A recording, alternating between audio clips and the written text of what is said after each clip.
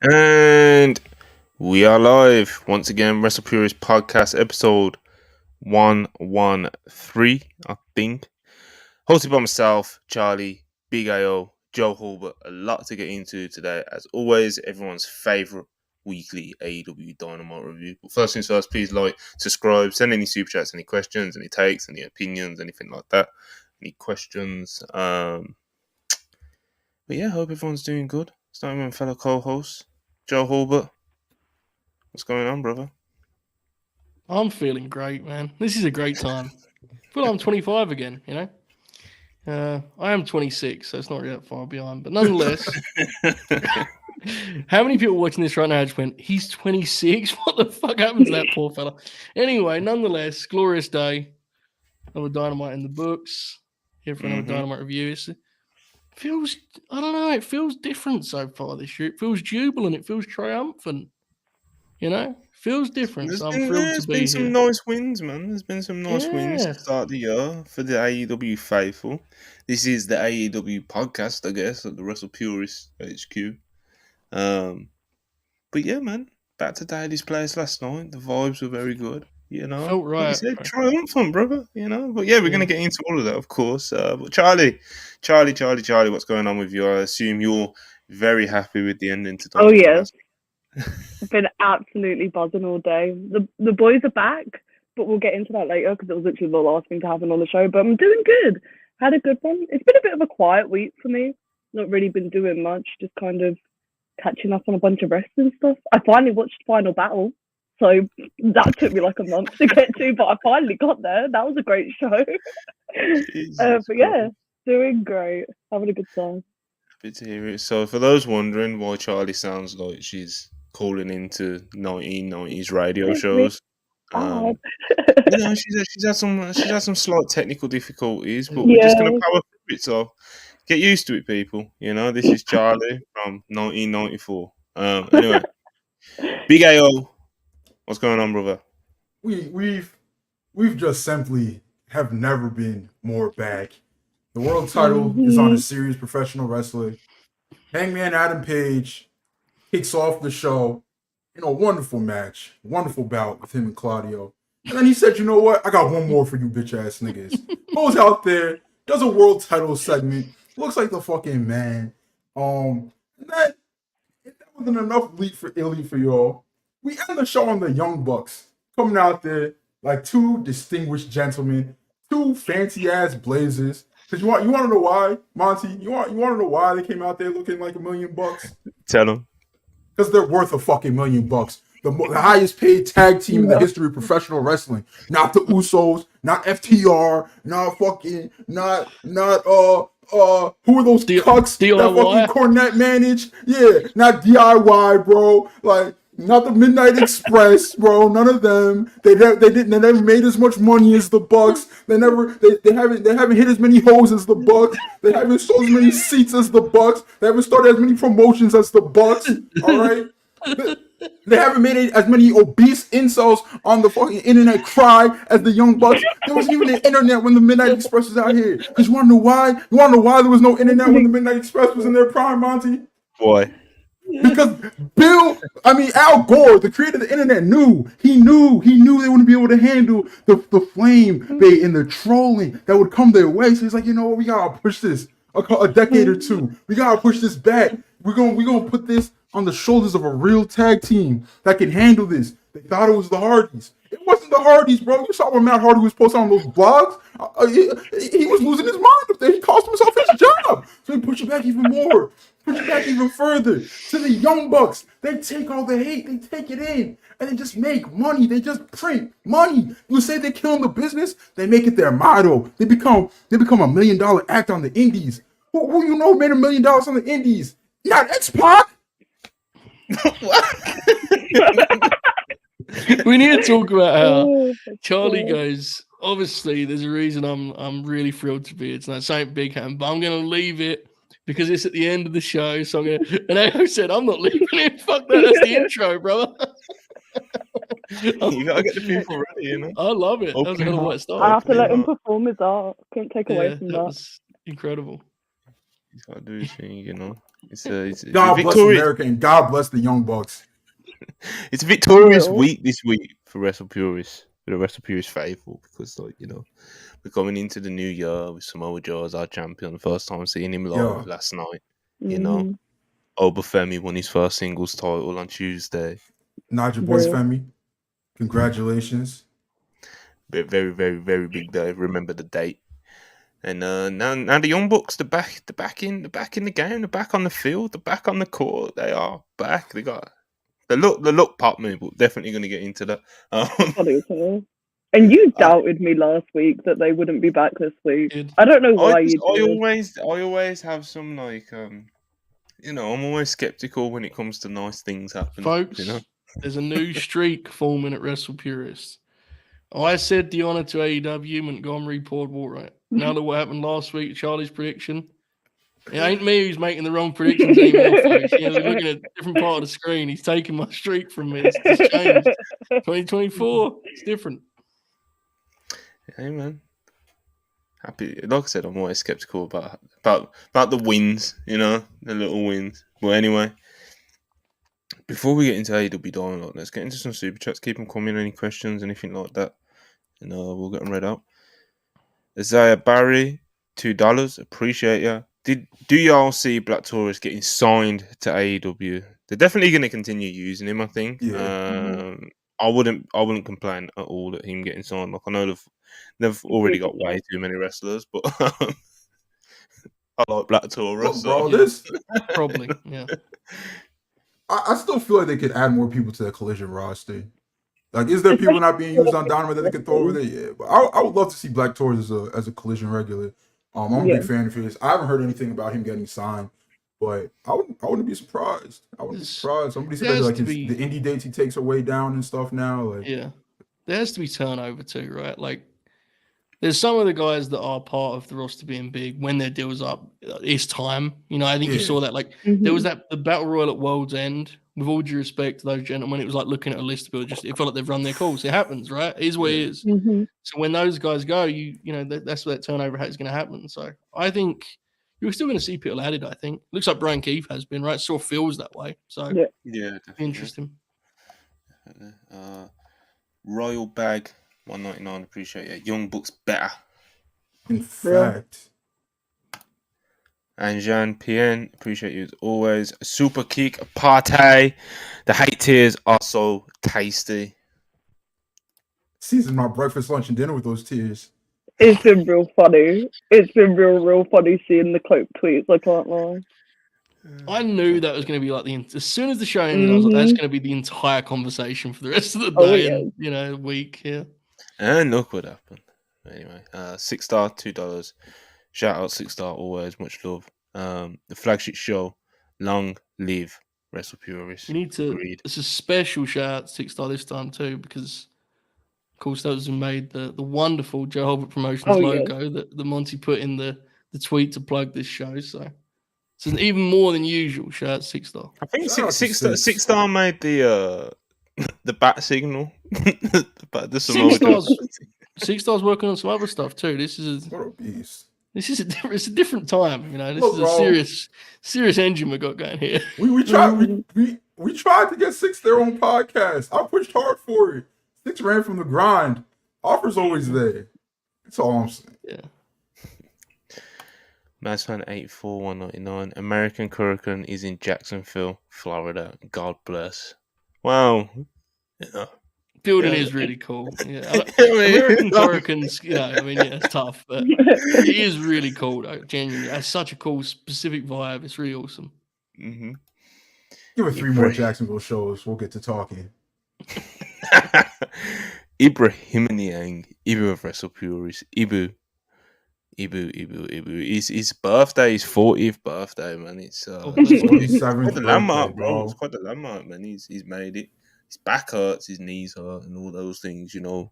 But he's still a good worker, man. He still has a lot to offer. He still tries to get young talent over, you know, and you know, he has his tropes, and he has these certain spots that he likes to go to. That, good hip toss. You know, they're not quite as over as they used to be in his prime, but you know, he's still a very valued member of the WrestlePurists roster. So happy birthday, happy 40th, the big 4-0 to Ibu of WrestlePurists.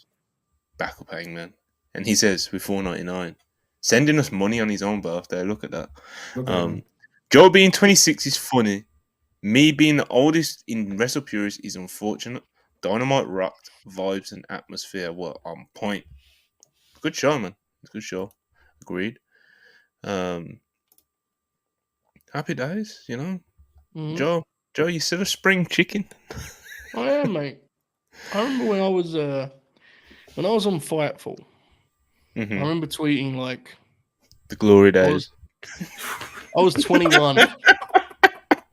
I was on Fightful at legitimately like 20 years old, and everyone surrounding me thought I was at least 45. So it's nothing new. I'm experienced to this game. I'm not one of those old 90s pro wrestlers. On Anderson being 25 in the Four Horsemen, you know.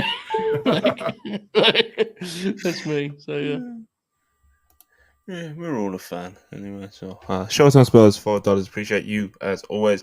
Nick Jackson should just speak pretend French as part of his new gimmick. The mustaches are hilarious.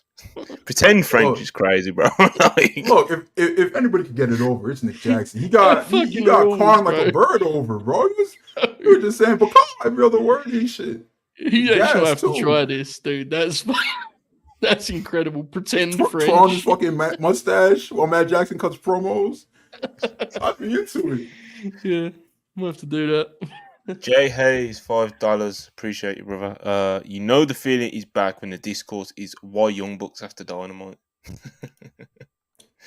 It's definitely not the first time.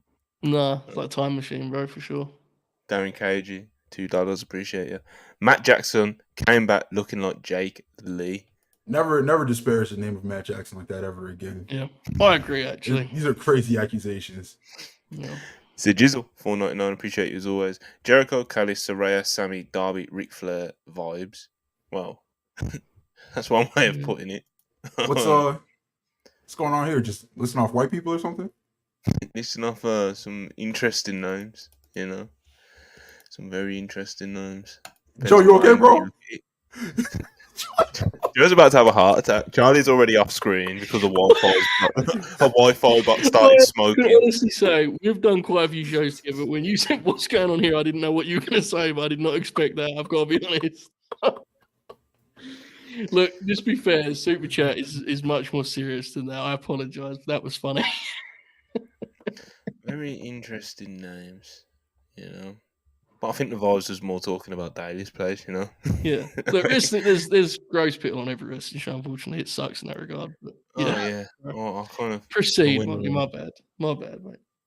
What was the day I went on a Gable Stevenson run? Was it Monday? It was Monday or Tuesday. Yeah, I kind of went a bit long with that. But are these matches that people were talking about? Are they aired? What? Because didn't Gable Stevenson like have a match or something? Like, and people started crying, but I haven't seen any clips. I think it was a dark match before. Yeah. Oh, okay. I think it was before SmackDown. I don't even think it was main event. So, damn. Yeah, I'm not sure though. Wake Up, $4.99. Top 5 Mikey Ruckus tracks. They don't have to be good. Example: Keith Lee track. Unironically, I like Keith Lee's. Oh, that's kind of ironic, but I like Keith Lee's. I like. I really like Pop Flight. I like Private Parties. I like Keith's music. Yeah. So we got Keith. We got Private Party. I don't know. Private Parties. Yeah, Private Parties good. Glad they went on the show. A lot of songs that I like, just they aren't Mikey Ruckus. The Joe theme is a pretty good Joe theme. It's not Joe. That's a good one. Yeah. Yeah. The Andrade one used to pop me. Is that rock? Yeah, Andrade one's fun. Yeah. Jamie Hater's a good one. There's some good calls in the chat. Did Ruckus make Pac's theme? I like that one a lot. We'll just say yeah. We'll just give it to me. Yeah. You know.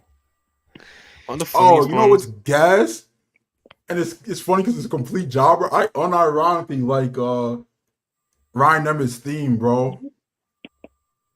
I You don't probably know. don't. I'm not 100% sure I've ever heard it. So Look, I'm gonna play 2 seconds of it so they don't copyright Okay. strike us. But it is look, like this is unironically like a good song. But they, Is you it? know, Is look, it? I got you right now. Brian, When you rap on the line right now, bro.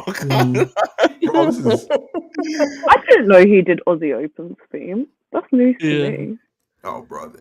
He had like I a had- connection with Rev Pro at one point. God bless. Why did I feel like I should have known this. I don't know. He must have missed that history All right, lesson. I got that it he took queued in up. school. I got it I queued do up. My think theme on the line. My Top Flight reputation on the theme, line. and I like Top Flights a lot. Yo, y'all kicked the shit out of Mikey Ruckus for that Top Flight theme. Top flight. Fuck. I like it. It pops me. Listen, this is real walkout music right here. Listen to this. Alright. Okay. Oh, okay. Get it up now. All right. Like if it was a serious somebody, bro, the arenas would go crazy when that song hits. Unfortunately, you know, Charlie, hold on. Charlie. it's Ryan Nemeth. Charlie. What? What do you like about the top flight thing? I think it pops me. Oh fuck! This is what you Oh, put on. that's Oh, I wish he was there to do his impression. Top Float's film's fucking, it's great. Anyway, Mikey Ruckus, man, we're big fans here at WrestlePurists. Andrew, 199, appreciate you. Oh, wait, yeah, no, we are. Mr. Coon, don't show your face in Greensboro. Well, quote the threat, Andrew. Quote the threat. Red Rider Dre, 199, appreciate you. Shout out the brand FTR not retiring Sting. I won. I mean, Sting wants nothing to do with those weirdos. I feel. oh, come on. Cash is just running They had a around great Orlando. match. They had a Cash is great just running match. around Orlando, gun butting people, throwing up gang signs. What? Dad's over here robbing liquor Yeah. stores for personal use. Listen. It's crazy, bro. Like we gotta They give it had to a the good good match, Christian boys. Do not but co-sign. no one talks about that match No one before gives a fuck about yesterday. that match. Everyone talks about the Forbidden Door match with Yeah, dudes with everybody talks about attitudes. dudes with attitudes versus Bullet What? Club. That's what everybody talks I about. encourage. Look, this is a show for you guys to celebrate. But one thing I would say is I do not fully understand why people want it to be FTR to begin with, and I think it was Yeah, kind I of don't get weird it. that people expected it to them because it seemed to me that if they were going to do a tag match, everything pointed in the direction of the Young Bucks, right? Like, Yeah, why would you do a babyface match? And in Greensboro too, where like it's just strange. It like kind of defeats. I never understood it, so I don't know. I was surprised that was the response. I'm aware there was a These people single aren't coming tweet with that's been, you know, logic to this situation. Yeah. Joe. I just wanted to it's establish very that, man. disingenuous.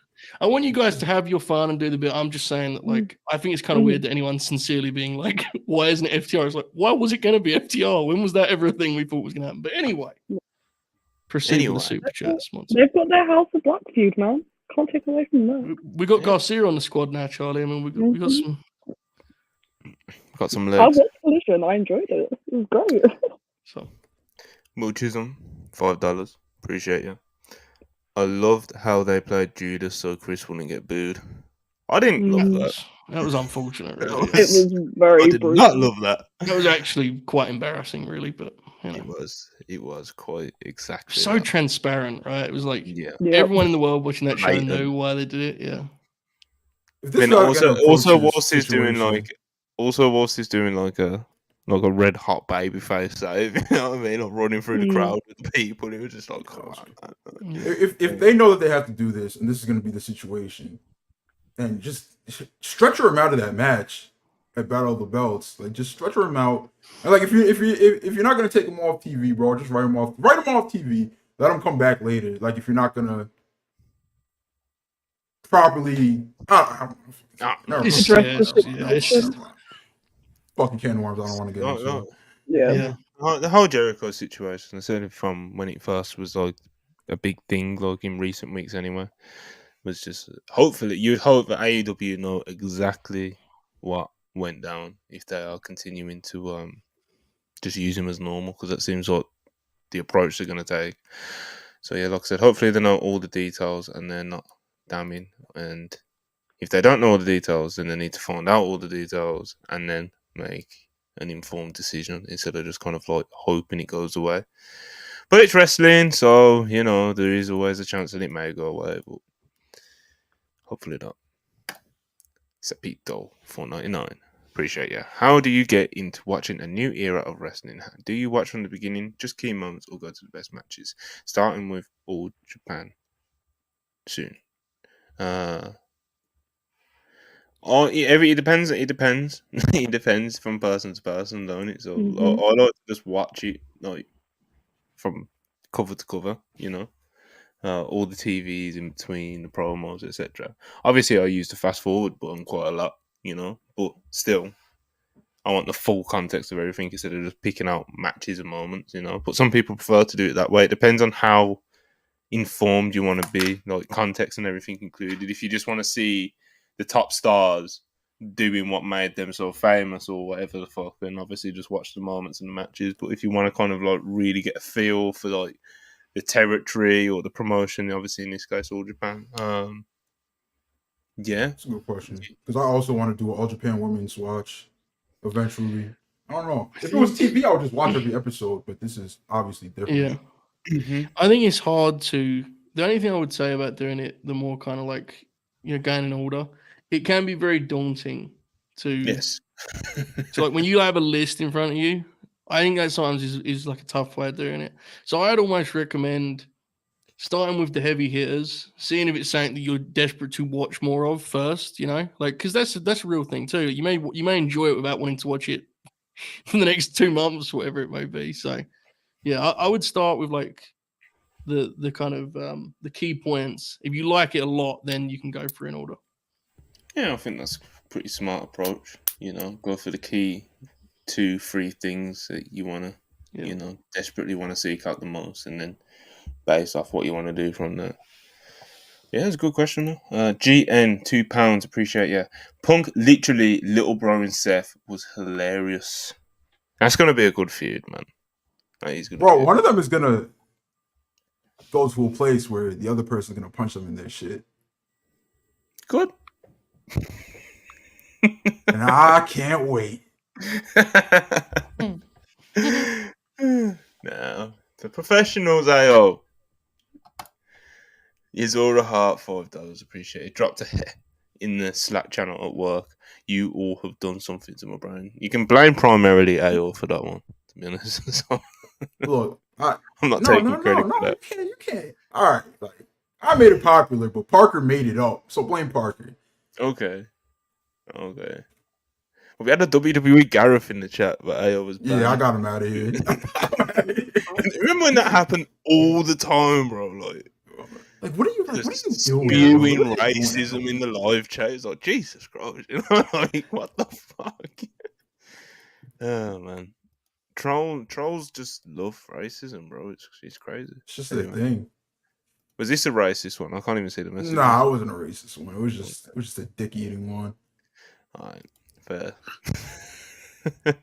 Okay, let's get the super chats coming, of course, and we'll get to them throughout the Dynamite review. But that is what we're gonna do right now. AEW Dynamite returns to Daily's Place. All the sentiment, all the feelings, all the vibes. There was a good atmosphere, man. There was a good atmosphere there, and obviously, the setup, even without the tunnels, which I wish they kind of would have kept.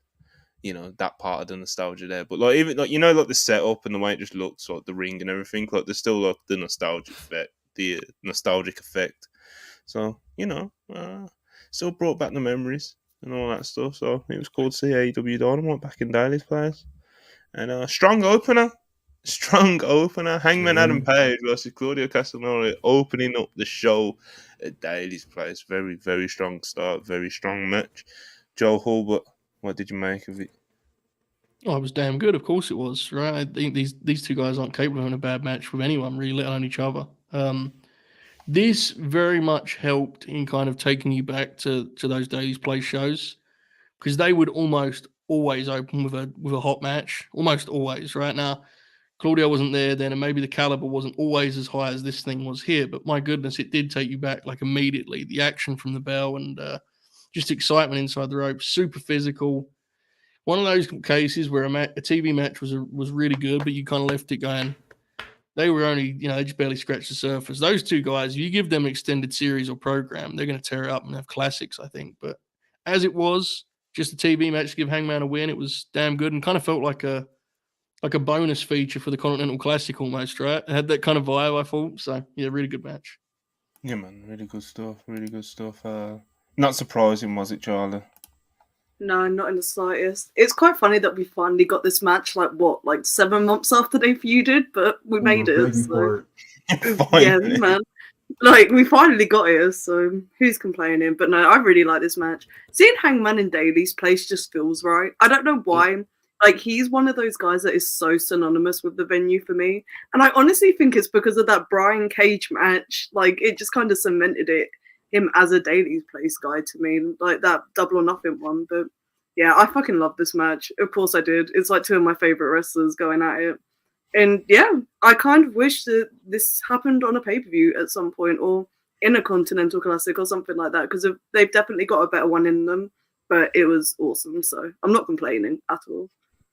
Yeah, I definitely do think they've got something a bit better in them. Yeah, it's Claudio and Hangman, man. It's I enjoyed it a lot. I thought the match kind of flowed together very nicely from part to part.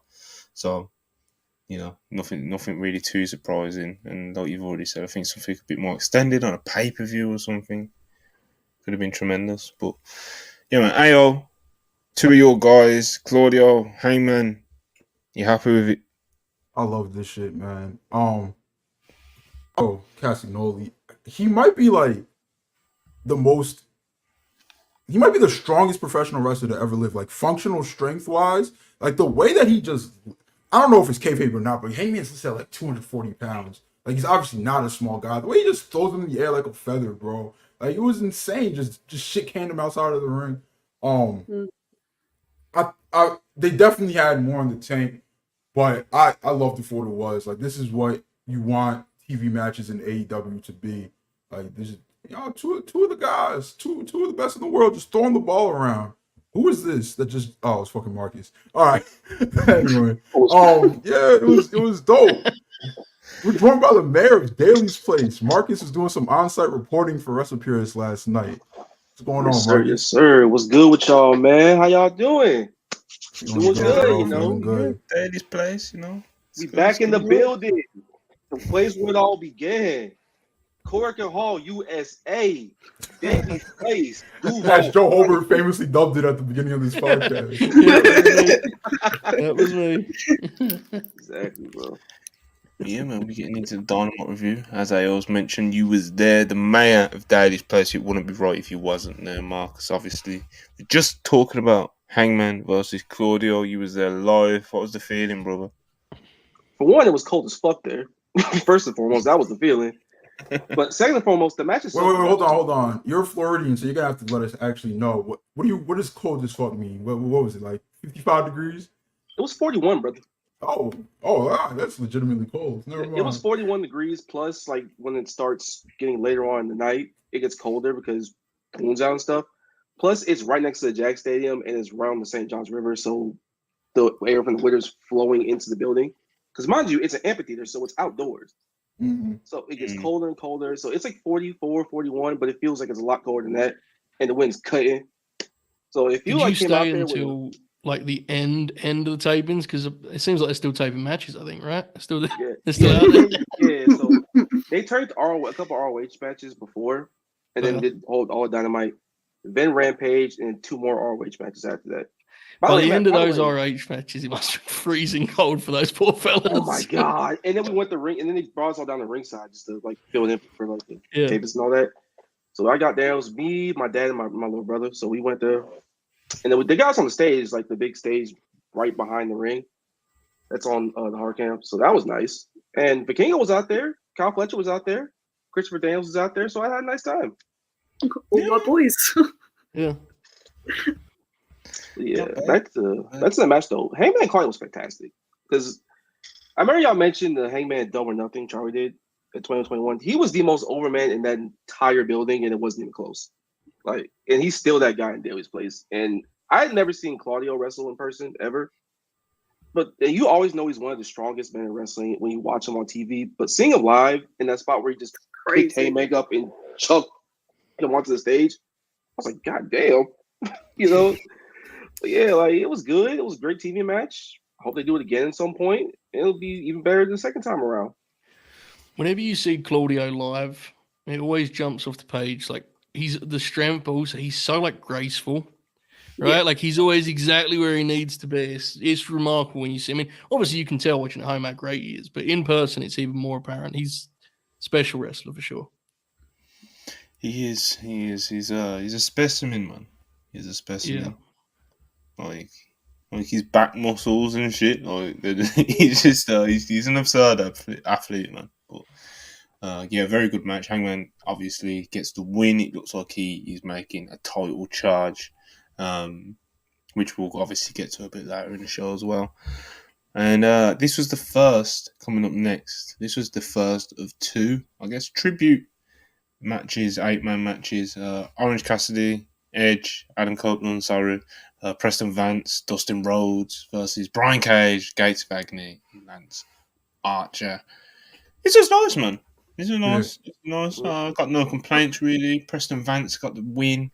He did the discus lariat. Discus lariat. That's the one. Couldn't find the word discus in my brain for a second then. But yeah, he got to win the discus lariat. Unfortunately, the camera did miss it, but we know in our hearts that he did it, you know?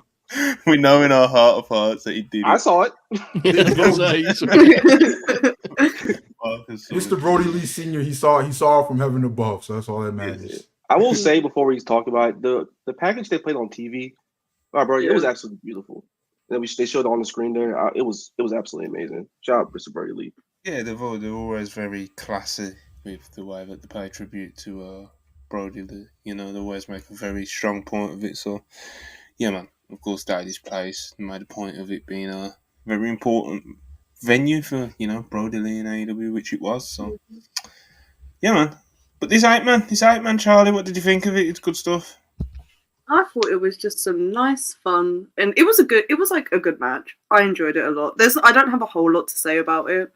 The teams did pop me, and then I was just like, yeah, like my -1 probably had kind of a say in this, like who was in these 8-man matches, so it did kind of pop me. But yeah, I just enjoyed it, man. They seemed like they were having fun out there. Edge's theme song in Daly's Place was quite the moment, and I don't know why it kind of hit so hard, but Marcus, what was that like in the building, like hearing Metalingers in Daly's Place? It was so bizarre in the greatest way possible because you just never thought Edge, Adam Copeland would ever show up in Daly's Places of all venues. Yeah. But I will say, when that You Think You Know Me hit, it was a whole lot of streaking in that building. I'll say that much. It was a whole lot of streaking. Y'all came off loud as hell. Yeah. In the television, y'all came off loud as hell. It's always a raucous environment in Daly's. So that's also in a venue where the sound doesn't exactly travel great, you know. Yeah. Right. So, you know, it was man, it was good stuff. Good stuff in the 8-man Joe Hall. But what did you make of it? Well, firstly, I have a question for all of you because I may have missed this being a thing that we announced and declared. But when did Charlie's mic fix, or is that a thing? Did I miss that? Because that's absolutely happened. I figured out what the issue was. Okay. So I was just kind of like, we're just gonna roll with it because my audio fixed itself. So I'm assuming my mic fixed itself. I legitimately thought I was glitching. Then I was like, it sounds anyway. This Copeland run is, and I was pretty optimistic because I enjoyed the last leg of his WWE run where he was just babyface legend basically. Mm-hmm. But you can tell that he's just trying to enjoy it and his attitude's great. And it's like, some of the things he's doing are not necessarily the best way to maximize his star power, but as a fan, it's making it more fun because he's just kind of one of the guys, right? It's cool to see him play that role. This was the biggest example of that yet. The party match is a big part of AEW history, and you got a couple of them on this show, and I thought both of them went really well. This one in particular, I thought was a real crowd pleaser. I enjoyed it a lot. And God bless Preston Vance for getting the pin too. That had to feel good for him. Yeah, it was cool. Yeah, man, it was cool. It was nice. It was nice, man. You know, like the heel team kind of all fell apart at the end. Like Brian Cage and Lance Archer like falling out and going over the top rope. But you know, it was a good time. Copeland hit a spear.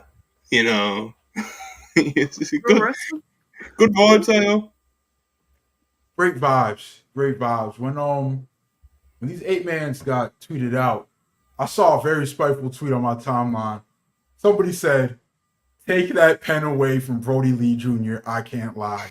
I'm not going to expose who said these things, but I saw it, and you know, I might have nodded yes, you know, because I didn't think these were the two sexiest matches, but you know, it's actually funny how people are like, "Oh my god, WWE, they just killed multi-man matches in wrestling." It's not exactly like New Japan put the most importance on 8-man tags, and even AEW as of late either. So it's just like a wrestling thing. Like, you're not really trying to see an 8-man, especially not one that's like a legitimate like all-star 8-man. Because like, while we like everybody in these matches well enough, like it wasn't like huge on star power, but it ended up being really fun. I enjoyed it. The Brody tribute that 10 did, Preston Vance, was really cool. Pero Peligroso, I didn't mean to use his old name.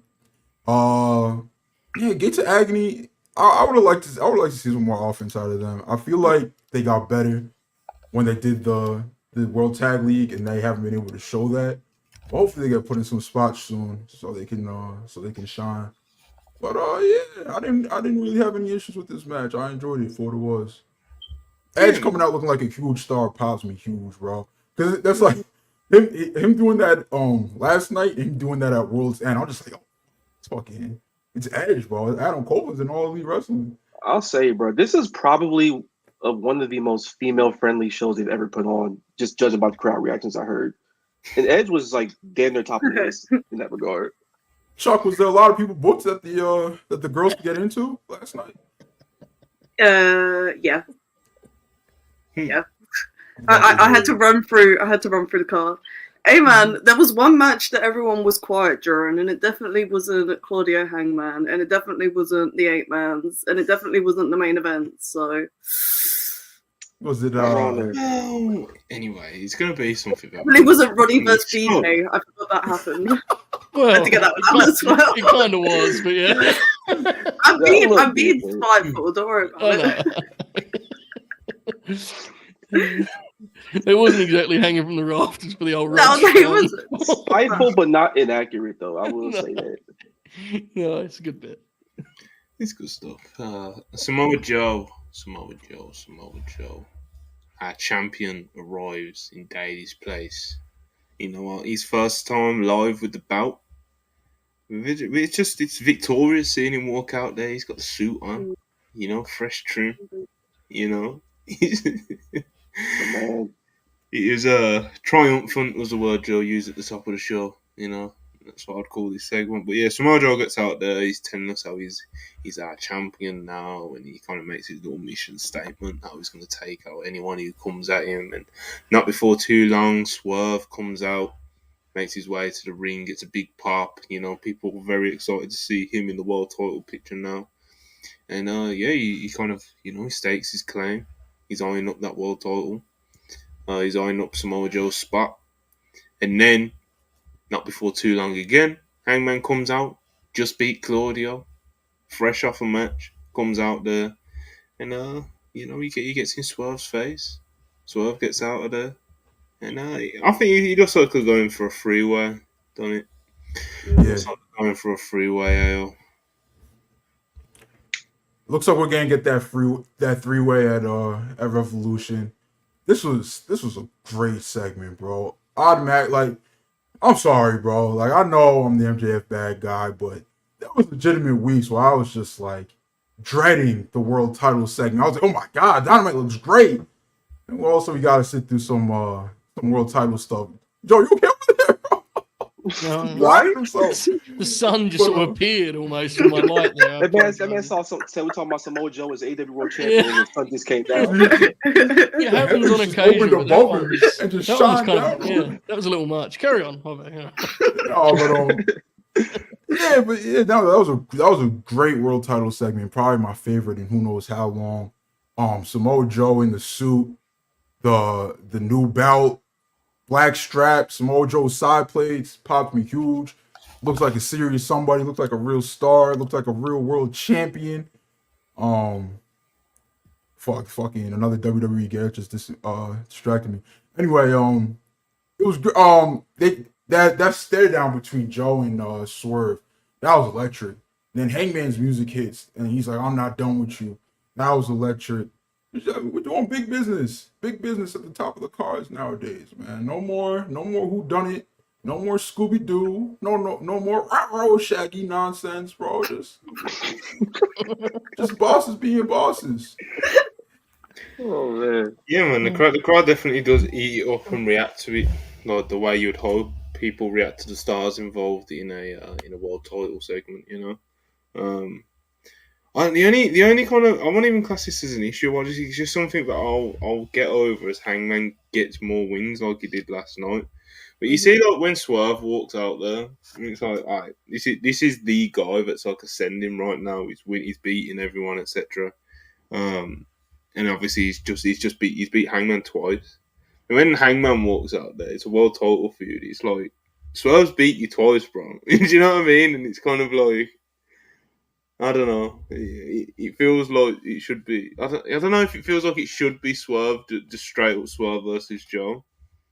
But I'm interested to figure out like how they're going to build it to the sense where like who's Hangman going to beat on his way to getting an actual title shot. Yeah. You know, like why does he deserve one? You know, Swerve's beat him twice, bro. Like that's the number one contender. You know, so I don't know when I seeing Hangman come out after Swerve, it was just kind of like Swerve's dealt with you, bro. You know, but it's I don't know. Maybe I'm just being. I think you're making some fair points from a kayfabe perspective, from a fan perspective, and like fan investment. I think they want this 100%, but it's also, I don't know, AEW kind of like painting themselves in the corner because Joe is clearly still a heel.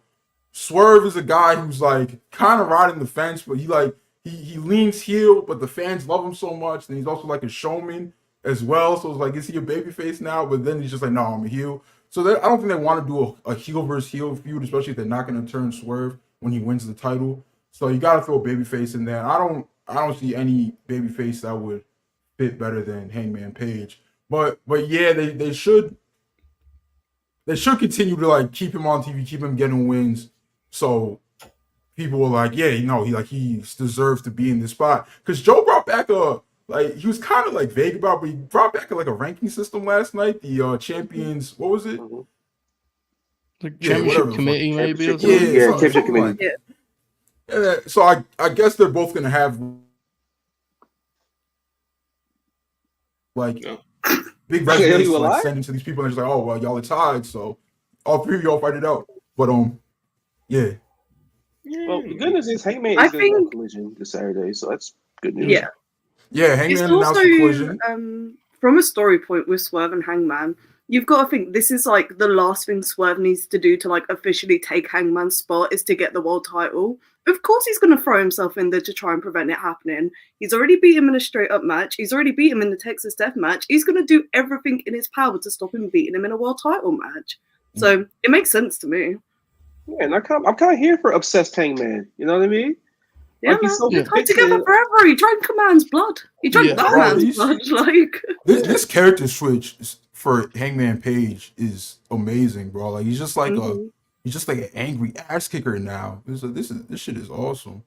It's what we've been wanting from him for years. So this should have been what his world title reign was. Yeah.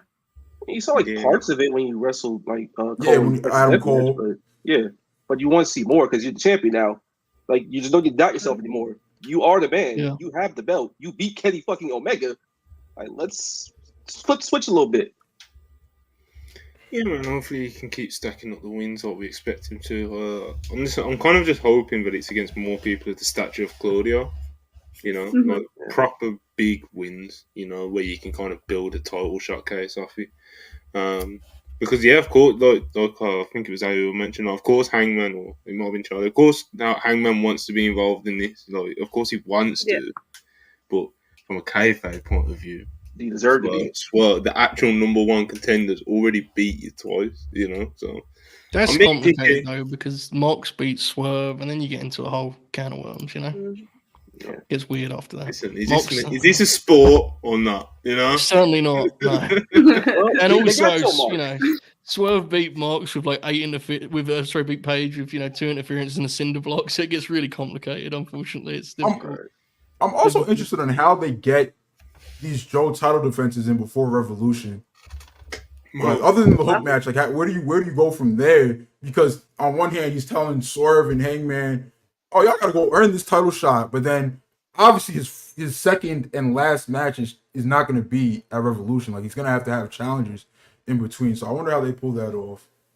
Yeah, it's gonna be interesting. It feels like we're gonna get, and maybe I'm saying this just because it's what I want to happen, but it feels like there's gonna be a wild card contender from New Japan to me.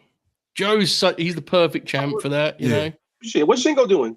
Exactly right, and Shingo, that's the kind of Zach, thing one of them could literally just do a pre-tape with Shingo, making that challenge, and that's that. Right, you throw the graphic up. So. Shingo Takagi, man, what a fucking wrestler!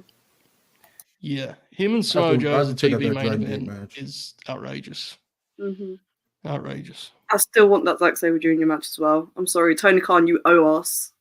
It's been like 6 months since that as well. Really, they should just have Zack go promo and say, "Remember last July when?" Let's just do it for the world title. I don't think any of us could complain. Yeah, exactly. So if you don't think I'm gonna buy that, and I'll be like, okay, I believe you. This makes sense to me. I'll take it. You could throw the random graphic out, and I'm in. Like, I don't care. Exactly. Just give me the goddamn match. We had a hook. We got the hook back signal. That total defense basically been thrown together. He cut a 30-second pre-tape, threw up a bat signal, got in the ring, got face to face with him, told him 1 week, and we got Hook versus Samoa Joe. It's official. We got the graphic. It's everything. Also by Suicide Squad. Yeah. Big bless. Business, bro. Big business. I will say though, from a crowd standpoint, Hook came off fantastic live. Yeah. They felt that when the music came out. Everybody was crowd treated that like it was a big deal. They did. They treated Hook like a credible person, which is what you want in a world title match, in a world title picture. You want everybody involved to be people the fans can believe. Okay, I believe you're gonna wrestle Samoa Joe. I don't think there's gonna be some 15 seconds in your out. Nah, this is big time shit. And to the people in the crowd, it was. And I love the Hook bat signal thing. That shit was fire. And I went back on TV and saw it. Like the camera work on that was absolutely tremendous, which is something you don't say very much about AEW camera crew. But I got to give them their flowers on that one. They've got a couple TVs here before that match. They need to do something with Taz from a promo point of view because, it was a very brief run, but Taz managed Joe in 2009, which is 15 years ago, which is insane. But there's a really compelling story to tell there in terms of Taz. Right, I would actually put Taz at ringside for that match. I think with his son wrestling for the world title, like him being on color, that puts him in a really tough spot, right? Like he has to kind of go full, like rooting for his son. I'd put him at ringside for that. And I think that could add depth to it. The idea of like Taz kind of having to surrender for Hook because he is a little bit, out of his depth at this point, I think could be very compelling. And then you could rebuild. So I'm really intrigued by this Hook match and how you handle it. I think it could be very good. Hope so. I'm just happy Hook's doing something with a top guy because I'll speak for everybody here. Speak for everybody here when I say Samoa Joe needs to give Taz a muscle buster. Maybe to the outside of the ring. Who knows? That's crazy. That would be real television. But I've actually been kind of down on Hook lately. Like I loved it when he came around, but like the teaming with Danhausen and stuff, and then like being like Orange Cassidy's weed carrier is just like I don't know, bro. I'm not really feeling like a hooker nowadays. But this program right here, is going. I like it. I like the stare down. I like the promo. This could be a big moment for Hook. And finally, let's like treat him like a real wrestler instead of like a side shows like in his own universe and just gets like losers to squash and shit like that. The occasional best friends tag or whatever. But yeah, like let this be a jumping off point where he's like a actual person on the roster. Yes. Yeah.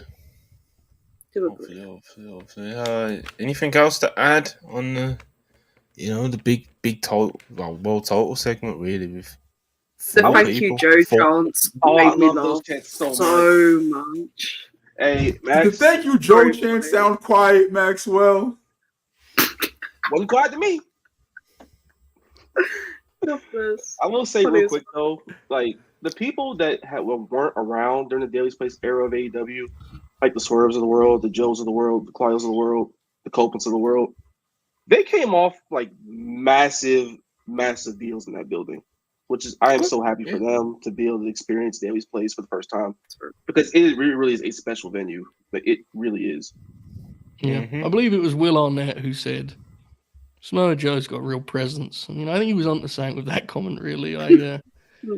Sometimes blokes will come out on a wrestling show and you just go, fucking hell, That's all I could say last night. He came out that, so I said, fucking hell, it's the world's champion, Samoa Joe. You can't see what you can muster at times. Like, Samoa Joe's here, It was quite the moment. And if I could do a power ranking on the wrestlers that understood the assignment the best, Joe would be number one. But I gotta give the Swerve because he did the Duval chain when he got out there. So he knew where he was. He knew what it is. It has to be said, and we've talked about this quite a bit. The amount of presence that Swerve has built up in just a few months is honestly insane. Yeah. A couple months ago, he was a guy we would talk about as like a potential top guy. Before the Hangman feud, that's what you would describe him as, right? It was in, June when he had that match with Tanahashi on Collision where he put Tanahashi over. It's like, he's standing there head-to-head with Samoa Joe, and it's like, this feels like the biggest match in the promotion. He feels like he belongs and then some. The people that are with him, it's wild, man. It really is impressive. Yeah, he is the guy in the company that is ascending right now, like head and shoulders above everybody else in terms of trajectory anyway. So it's good stuff. It was a good segment, man. Good segment. They balanced it all out very well. Big Hero Chris, $5. Appreciate you. I just want to see Seth come out dressed like the Young Bucks. Oh my god. Probably some shit. I wouldn't put it completely past him, to be honest. Even if it's just like the tassels on his boot, Chi-Town Spurs, $2. Appreciate you. Thank you, Joe. The thank you, Joe chants were very telling. Very. $4.99. Appreciate you. Do Swerve versus Hangman 3 as a number one contenders match. Hangman wins Joe versus Hangman, where Swerve costs Hangman then a 3-way at Revolution. Sure, I guess. I personally just do the 3-way and have Hangman build up some wins. That's just me. Izura Hart, $5. Appreciate you. I'm really glad AEW has kept up with the exclusive promos. When the interviewer asked Anna if she thought Brody would be proud of her, that got me. Yeah, man, the online exclusives, the social media exclusives, whatever we're calling them. Yeah, it's very good. Happy that they're continuing them after the Continental Classic, and the one for Manager was very touching, but very good. Very good. Good stuff. Maz fan, $1.99. Appreciate you as always. Aminata will end up one of the best signings this year. Yeah, Marcus, apparently her match with Shida last night was really good. It was physical as fuck. I'll say that much. They did I remember the Shibata Ishii match where they did the whole kick each other in the back spot. Mm-hmm. They did that. Aminata, her strikes are absolutely great, and then Shida caught her in the head on one of them. I was like, oh my god, if this were ever a match that should be sponsored by Epsom salt, this is the one. Real graps.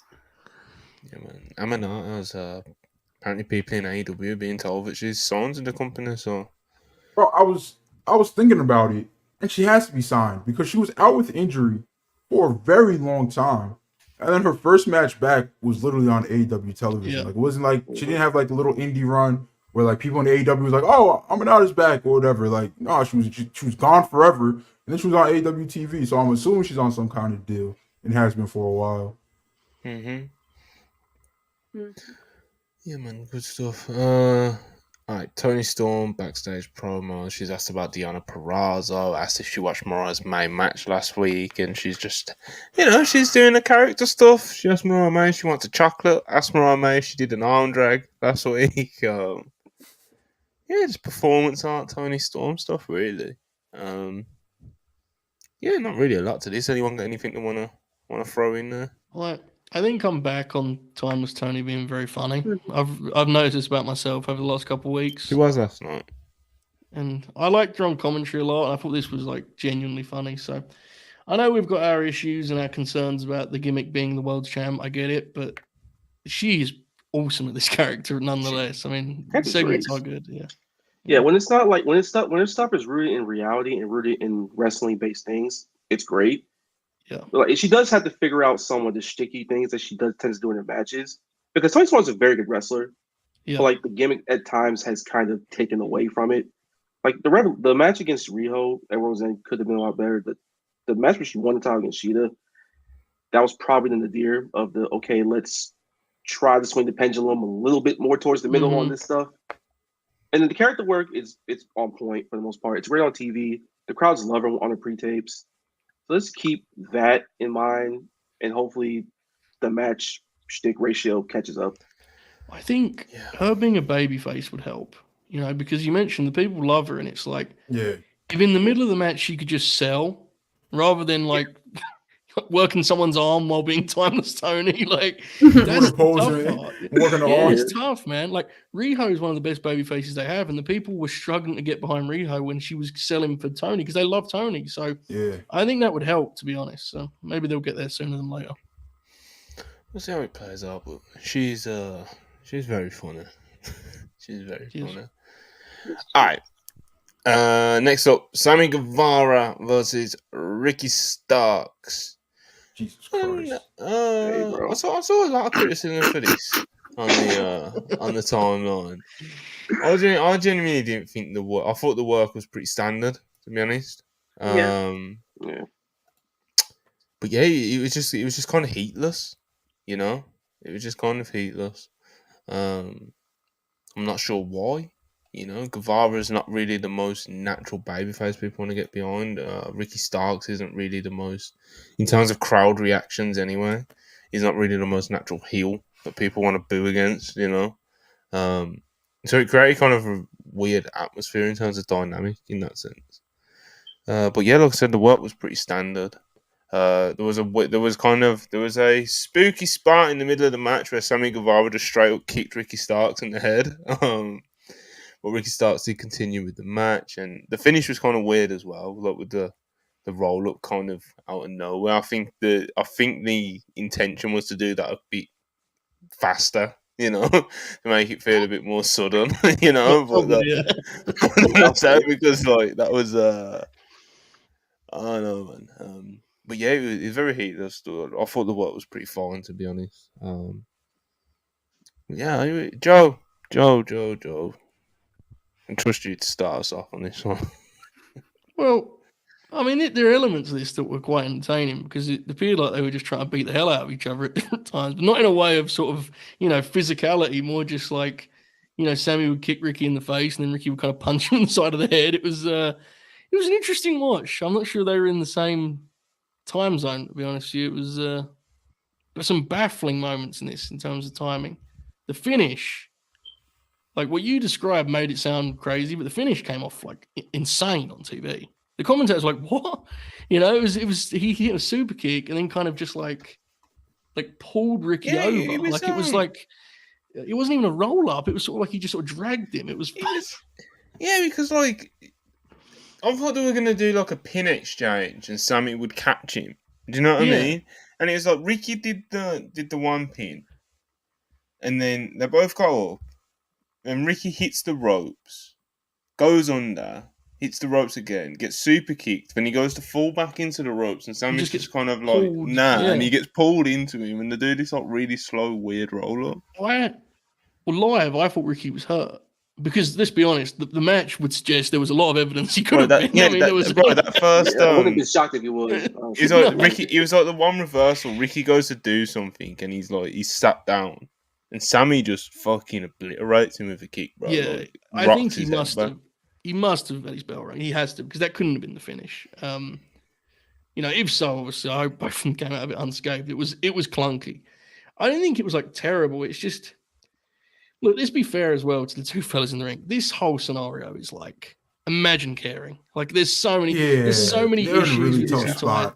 Yeah, it's like they're having a singles match to build to a tag match that absolutely none of us want to watch. And it wasn't even the tag match they were supposed to be going to begin with. This is a replacement. That would have been a much better match that people didn't want to watch either. Like, exactly, it's a mess. The whole thing's a mess, and I don't say that to excuse the match not being good. I'm just saying it doesn't help when that's why the crowd kind of just sat there, and then you have the issue of like Monty mentioned. Whatever anyone thinks of Ricky, the people like Ricky, generally speaking. He's wrestling a guy who, whatever you think of Sami, babyface or heel, they've given him no chance to succeed as a babyface now because he just turned heel the last time we saw him. It was like 3 months ago. So, whole thing's a mess, and the match kind of reflected that and was very clunky, unfortunately. Yeah, it wasn't the most fortunate outing, was it, Charlie? No, see, I struggle to care about either of these two anyways, and that's nothing against them. They're both like good talents in their own rights. But putting two wrestlers that I really have no investment in a match, I already didn't care about this match.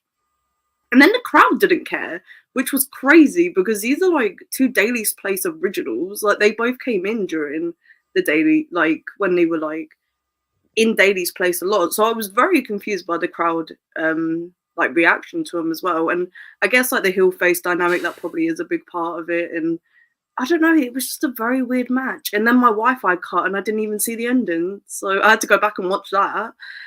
But yeah, very weird, very odd. This tag match on Saturday is going to be, or Friday, Saturday, whichever day it is. It's Saturday. It's going to be a bit brutal. I think it's going to be, I don't think it's going to go great. And the sad thing is, nobody in the AEW audience, like, fans aren't going to watch that shit. It's going to have like a 250K like rating on that Battle of the Bells. Nobody's watching that fucking. That's probably for the best. It really probably is. So it's just like, we really got our time wasted having to watch this singles match that's building to a match on Battle of the Bells that nobody's going to watch. So it's like it's very telling they put it in basically AEW Siberia because nobody wants to watch this shit. It's like y'all said, it's a really bad situation. This was already a feud that people felt weird about when it was the Golden Jets versus Big Bill and Ricky, and then Kenny's out. You need a replacement. It's Sami. They've reunited for the 5th time, y'all. They're back. And it's just like the people don't really like Sami right now, but he's supposed to be a baby. People don't really like him in real life right now, and he's supposed to be a baby face when we were supposed to hate him in kayfabe, like the last time you saw him as well. And then the Jericho stuff happens, and then you see people saying like, "Oh well, just turn Ricky and Big Bill babyface." People like them well enough; they'll cheer for them as babyface, and then turn the Sex Gods heel. No, you can't turn Jericho heel right now because it just get NDA chants like every fucking show, or God knows what people would chant. Like, it would get really ugly. Like, so you gotta stick with how it is right now, and then I don't know, bro. Just have this match and get this shit off TV, bro. And let's get some real tag teams back in the tag division. We got people back. We got the Bucks back. We got Private Party back. I don't want to watch this shit anymore. And so the one thing I don't know why people are complaining about Sami pinning Ricky, is booking 101. Like, Ricky and Big Bill are winning Saturday. Yeah. You need to build to a match. You don't build to a match by the winners of the title match winning the singles match beforehand. It's wild, but it does feel like one of those cases where Sami is getting under by going over. Yeah. Like, it feels like this return is confirmed. Anyone who wasn't interested before, it is like confirming their feeling on it and reiterating that feeling. I feel for him in that sense. It's like he had a chance to have a fresh start because let's be real, like the Don Callis thing is an issue in itself. So that when he was heading in that direction, it wasn't exactly compelling. But at least it was something different. For sure, but he could have come back with anything, right? And instead, he came back back to square one entirely. It's like it's brutal, man. It really is. It's basically the defiant Sami Guevara since the beginning of AEW. They have something with him and they just never stick to it. I'm gonna much rather him just see through the whole Cali stuff than go back to Jericho again for the umpteenth time. And it got so bad in the crowd. Like, we're talking about the crowd didn't care. Oh, they didn't care, all right. They fucking left. The crowd being that apathetic to Sami was kind of sad. Because even like during the peak Sami hate periods on the internet, he always got great reactions from the crowd. And that even they're just like, oh, his booking's been horrendous. Yeah, man, and obviously, Ricky baits Sami Guevara in with a handshake, a gesture of respect. Where did that come from, too? What? Why the fuck would Sami be like, yeah, we'll shake hands? What? It's like, all right, bro. Yeah, I don't know. It's a bit of a mess, and obviously, the shaking hands and Big Bill just attacks Sami from behind, and Chris Jericho makes the save. Judas plays. Judas doesn't stop playing. Pretty blatant. Yeah, it's a pretty blatant attempt of trying to cover up any booze that the thought might have happened. I thought it was quite embarrassing, to be honest. It didn't even work. Like I mean, honestly, Mark, because for the TV part of it, you couldn't really hear the booze. Yeah, it did actually. Yeah, it works. It's just you heard the song. It was just so transparent what they were doing that it just like, oh, this is why they're doing that. So, it's not like it actually. It's not like it went over people's heads. Do you know what I mean? You couldn't actually really hear many boos. The good news is on TV, like all you could hear was the song lyrics, and like very few people singing Judas. But we knew what was going on. Yeah, like I said, it was so transparent, bro. I found it quite embarrassing, to be honest. I don't actually know why they. It's like even if you go off like the impression we got from Tony Khan at the media scrum of like, if no one's like came directly forward in an official capacity to like AEW to put in a complaint about Chris Jericho or anything, I think you should still show a bit of self-awareness to not kind of just power through it the way that they're trying to do, especially with doing like almost manipulative things of like playing fucking Judas over boots. Do you know what I mean? Like, especially when it's so transparent, And it's what we were talking about earlier of the match being put on Battle of the Belts, and we all know full well it wouldn't be on Battle of the Belts other than for the reason it's on there, right? Like it's like it's like the forcing through. Yeah, but they're doing it in a way where it's like they're showing that they're aware of the reactions. They're just kind of like hiding it and finding ways to conceal it. Which is worse. Yeah, it's brutal. Just deal with it instead of burying your head in the sand about it. It's like trying to have your cake and eat it too. It's like, we know you probably don't want him on TV, but we'll have him out there and just power through it and play his music so you can't hear anything on television, and then we'll put the match, which will be on a Dynamite or a big Dynamite or maybe a pay-per-view if you really want to build to it under normal circumstances, and put it on AEW Siberia instead, where it's like, okay, let's just get this shit over with and call it a day. It's honestly, legally, it's a very tough position, because just like what is Tony Khan supposed to do if there was no formal complaint, and then he could be a boss and be like, "Yo, Jericho, step back. Like, you see what's going on. He should do some sort of investigation to know exactly what happened, though, bro." That's the thing. No, absolutely. But then also Jericho, like, he's gonna want to get his shit in. He has lawyers. He's just like he has a contract that says this, that, and the third.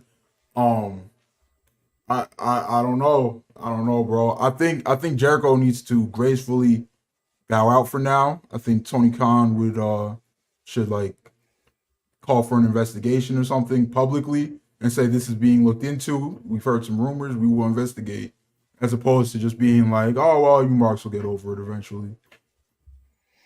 Yeah, I'd love to understand exactly what this policy is that he mentioned at the scrum.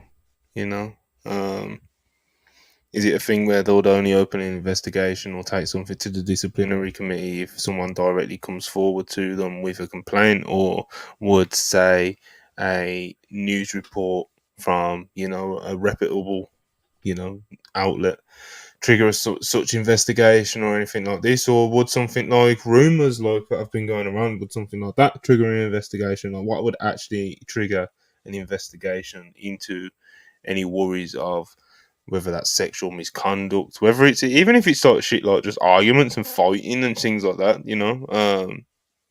But yeah, like I think they could gain quite a lot about being a bit more transparent about this instead of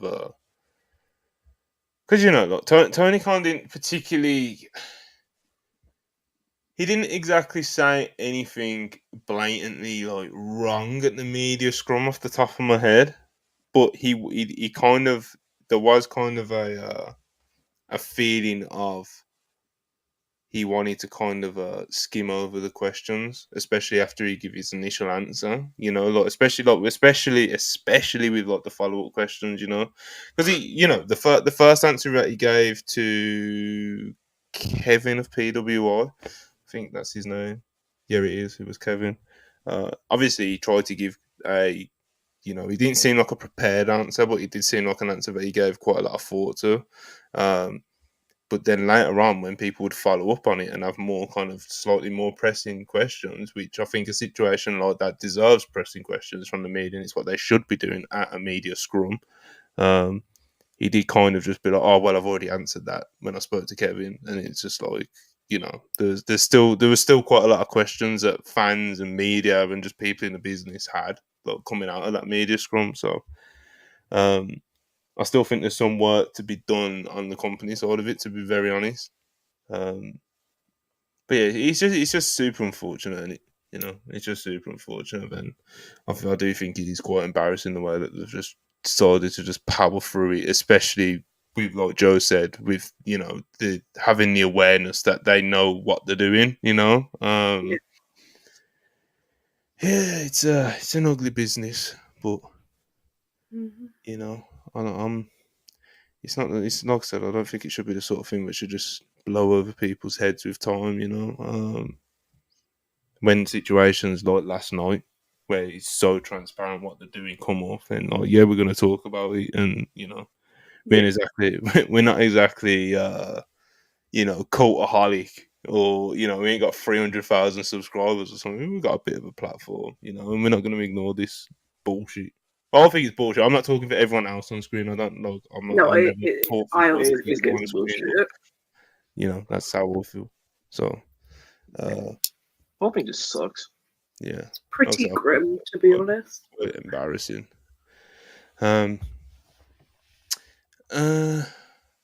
Yeah, someone's talking about Andrade in the chat. I'll look into that in a minute. But anyway, I kind of waffled on a bit there, but you get what you get, people, you know? This is my show. Alright, this is hilariously switching up to something quite positive, you know, another 8-man, another tribute, 8-woman, should I say, we kind of like a tribute match, and this one was Ruby Soho, Saraya, Sky Blue, Julia Hart, versus Willow Nightingale, Chris Statlander, Anna Jay, and Thunder Rosa. Good vibes, you know. Anna Jay, Thunder Rosa, Willow, Chris. That's a squad, that is, bro. I said it on the preview show yesterday. That's quite the squad, that is. That's quite the quartet, you know. They coordinated their gears as well, which I very much appreciated. That was a very nice touch. I like that a lot. Yeah, it was a good time. I didn't really have any big complaints about this, you know. It was nice to see him out there. Charlie, did you like it? I did. I think they did a really good job, especially like bringing the crowd back up, because it had been so flat the previous segment. Like they really got them back on their side, and there was some good work in this, man. I think that the women really went out there and just kind of showed what they could do, and like they did some fun stuff. They had a great time. Anna Jay got the pin, and it was a really nice moment. Like I have nothing bad to say about this. I think it was a very positive segment. Yeah, and very much like in the men's 8-man, like Preston Vance got the pin. Mm-hmm. In this one, Anna Jay got in this case, it was submission with the Queen Slayer. You know, and good vibes, Joe Hulbert. Good vibes. Yeah, it was fun. There was Julia Hart had a mishap in this match. That is one of the funniest things that's happened. And it's one of those ones you can have fun with because it's totally harmless. You know what I mean? Like if shit happens. But in the suplex spot, that was a real moment in time. That was something else. But no, I agree with Charlie. I thought they did a good job with this, especially because they were the second this match is literally a direct replica in terms of what it's trying to achieve as the one we just talked about with Copeland, right? It's that's difficult, especially because there's less star power in this. But I thought they navigated that really well, and I thought it was well produced and well executed for the most part. So yeah, I enjoyed it. Yeah, it did everything it set out to do. It was fun. It was party vibes. It's just like the men's 8-man. Happy for Anna getting the moment at dailies because the crowds in dailies really like her because one, the Dark Order attachment, and she's also pretty local. She's from Brunswick, which is right up the road from Jacksonville. So people love her there. Happy for her. Good vibes. Yeah, man. It was nice. It was nice to see him out there. Anyone got anything else they want to add to the 8-woman? Nice. It's nice when a women's division match doesn't cost hours and hours of discourse on the timeline. When that doesn't happen, we're going in the right direction. I had fun with the match. It was a good time. Like you said, it's nice when it don't become a whole topic of discourse, Alright. Next up, Wheeler Yuta vignette, video package, whatever you call them. He's calling out Eddie Kingston because Eddie Kingston called him a young boy when he was talking to Moxley last week or the week before. Joe's shaking his head. Joe, what's up, man? What's wrong with this dude, man? You not watch the tape? You don't fucking fight Eddie Kingston. He hasn't got the chin to fight Eddie Kingston. What do you think this is? Listen, bro, the rest of these matches may be all phony and choreographed or whatever they're doing, but Eddie Kingston's out there fighting, fellas. I've seen it with my own eyes. He's knocking them out, putting them down with a back fist. This is serious business. If BCC was anywhere for Saul, they would be like Mickey in Rocky 3 when Rock was about to fight Clubber Lang. They fought good fighters, but they wasn't killers, Rock. Talk to him. Get in his ear. What you doing, bro? You can't let him get in there. It's different level, man. It's different. But in all seriousness, I think the match will probably be really good. Marcus, was it good? I'm sure you saw it last night, right? The match? I'll get back to you on that. Okay. All right. Fair. Oh. Well, it wasn't bad. I'll say it wasn't bad. Just to clarify, it was just kind of. It felt very much like a match that took place at 10 p.m. in 41-degree weather. Yeah, sometimes that happens with the Rampage matches anyway, right? So yeah, that's fair. Wheeler Yuta he's not even that I struggle with him. I actually don't mind him. It's just Eddie Kingston called him fucking Mox's young boy, and it's kind of hard to see him as anything other than that at this point. Where he's just kind of, he's biggest issue. He's the fourth guy in the Blackpool Combat Club, and obviously he is. That's is what it is. It's kind of it is what it is. I'm sure a lot of young wrestlers coming up and would love to fucking be in a position where they're in a group with those three names, but at a certain time, after a certain amount of time, if you've only done a certain amount of things, then you kind of just, it kind of puts you in a box, don't it? And I think he'll benefit from being, whenever he gets away from that pure belt, I think it will help him. I don't think that helps his matches at all, to be honest with you. Oh, no. Whenever I see him defend that belt, I'm always left thinking it's actually just restricting what he's good at inside the ropes, and it's forcing him in a direction that I think is actually bad for his development as a young wrestler. I think he's a very, very good pro wrestler, very good. But I don't think the Pure Rules reign has necessarily showcased that particularly well. So we'll see how he does with Eddie. Obviously, that isn't Pure Rules. We'll see how it goes. He's been around that belt for like a year straight or something like that. Exactly. Yeah. I wasn't happy when he won that belt. I was happy for him that he was able to pin Shibata, but I don't enjoy Wheeler Yuta's Pure Rules matches, and I'm a fan of Wheeler Yuta. But when I hear he's got a Pure Rules match coming on, I don't want to watch that shit. Keep it away from me and my family. I think it it's this is the belt that he was fighting for literally a year ago. It's just when you see him staying in that orbit, it's he's not raising his stock as a wrestler. He's just still on the same Pure Rules universe that he was before. It all ending matches I'm not really trying to see. So it does affect my enjoyment of Wheeler Yuta. You would hope that you'll be more excited for this match getting set up. And then to hear that it was just a 11 p.m. Rampage match where you guys wasn't trying to freeze to death out there. It was long as fuck too. It was a long match. I don't know how they're gonna cut it up for TV. It was long and it felt long. I think some of it as well is less because of like it's Wheeler Yuta in the match, and it's more it's Eddie Kingston with the Continental belt. Like, where are like I don't want to say real challengers because that's not fair to the people he's wrestled so far. Because of he had a really good match with Trent as well. But it's like people thought this was going to be another world title for AEW, and they've really not treated it like that. So it's less of an issue of like it's Wheeler Yuta, and it's more of a where's the big time match? Wheeler Yuta being one of his first challenges is kind of crazy because I think even didn't one of the commentators call him Mr. Rampage last night? Like, yes, yeah, but it was allegedly supposed to be a compliment. You know, it speaks to the perception that people have of Rampage sometimes. Mr. Rampage, you know, that's Wait, who said that? Was it Schiavone? I don't know. He was called. Someone called him Mr. Rampage. God bless. There's so somebody posted that the people that are wrestling for the Continental Crown Championship, they're listed as having a title shot on the New Japan website. So apparently you're wrestling for all three of the titles, and I'm hoping that doesn't mean that people that wrestle for the title have to have a good relationship with the New Japan office. Because so far we've got Trent and Yuta, two people that do have good relationships with New Japan. Because if that's the case, that'll really like limit what you could do with the title and what you could put in this weekend. That would be. That's interesting though, because of when they did the 4-way to determine the challenger for Collision, they did just say it was for the Continental belt, and I was just like, that's their way of getting around having Vikingo in this match. Yeah. Because obviously he wrestles with AAA. He's AAA world champion. This sounds like it's much more trouble than it's worth, to be honest. But it really does. Yeah. Like, at the end of the day, Eddie could say he was the Triple Crown champ, which I think was all Tony was looking for. Yeah. So, but shout out Eddie Kingston. He did so much promotional stuff for AEW like this week. Like he was on in the morning show. He was on local radio. Man, he was out there. That's my champion. That and was surreal. This weekend.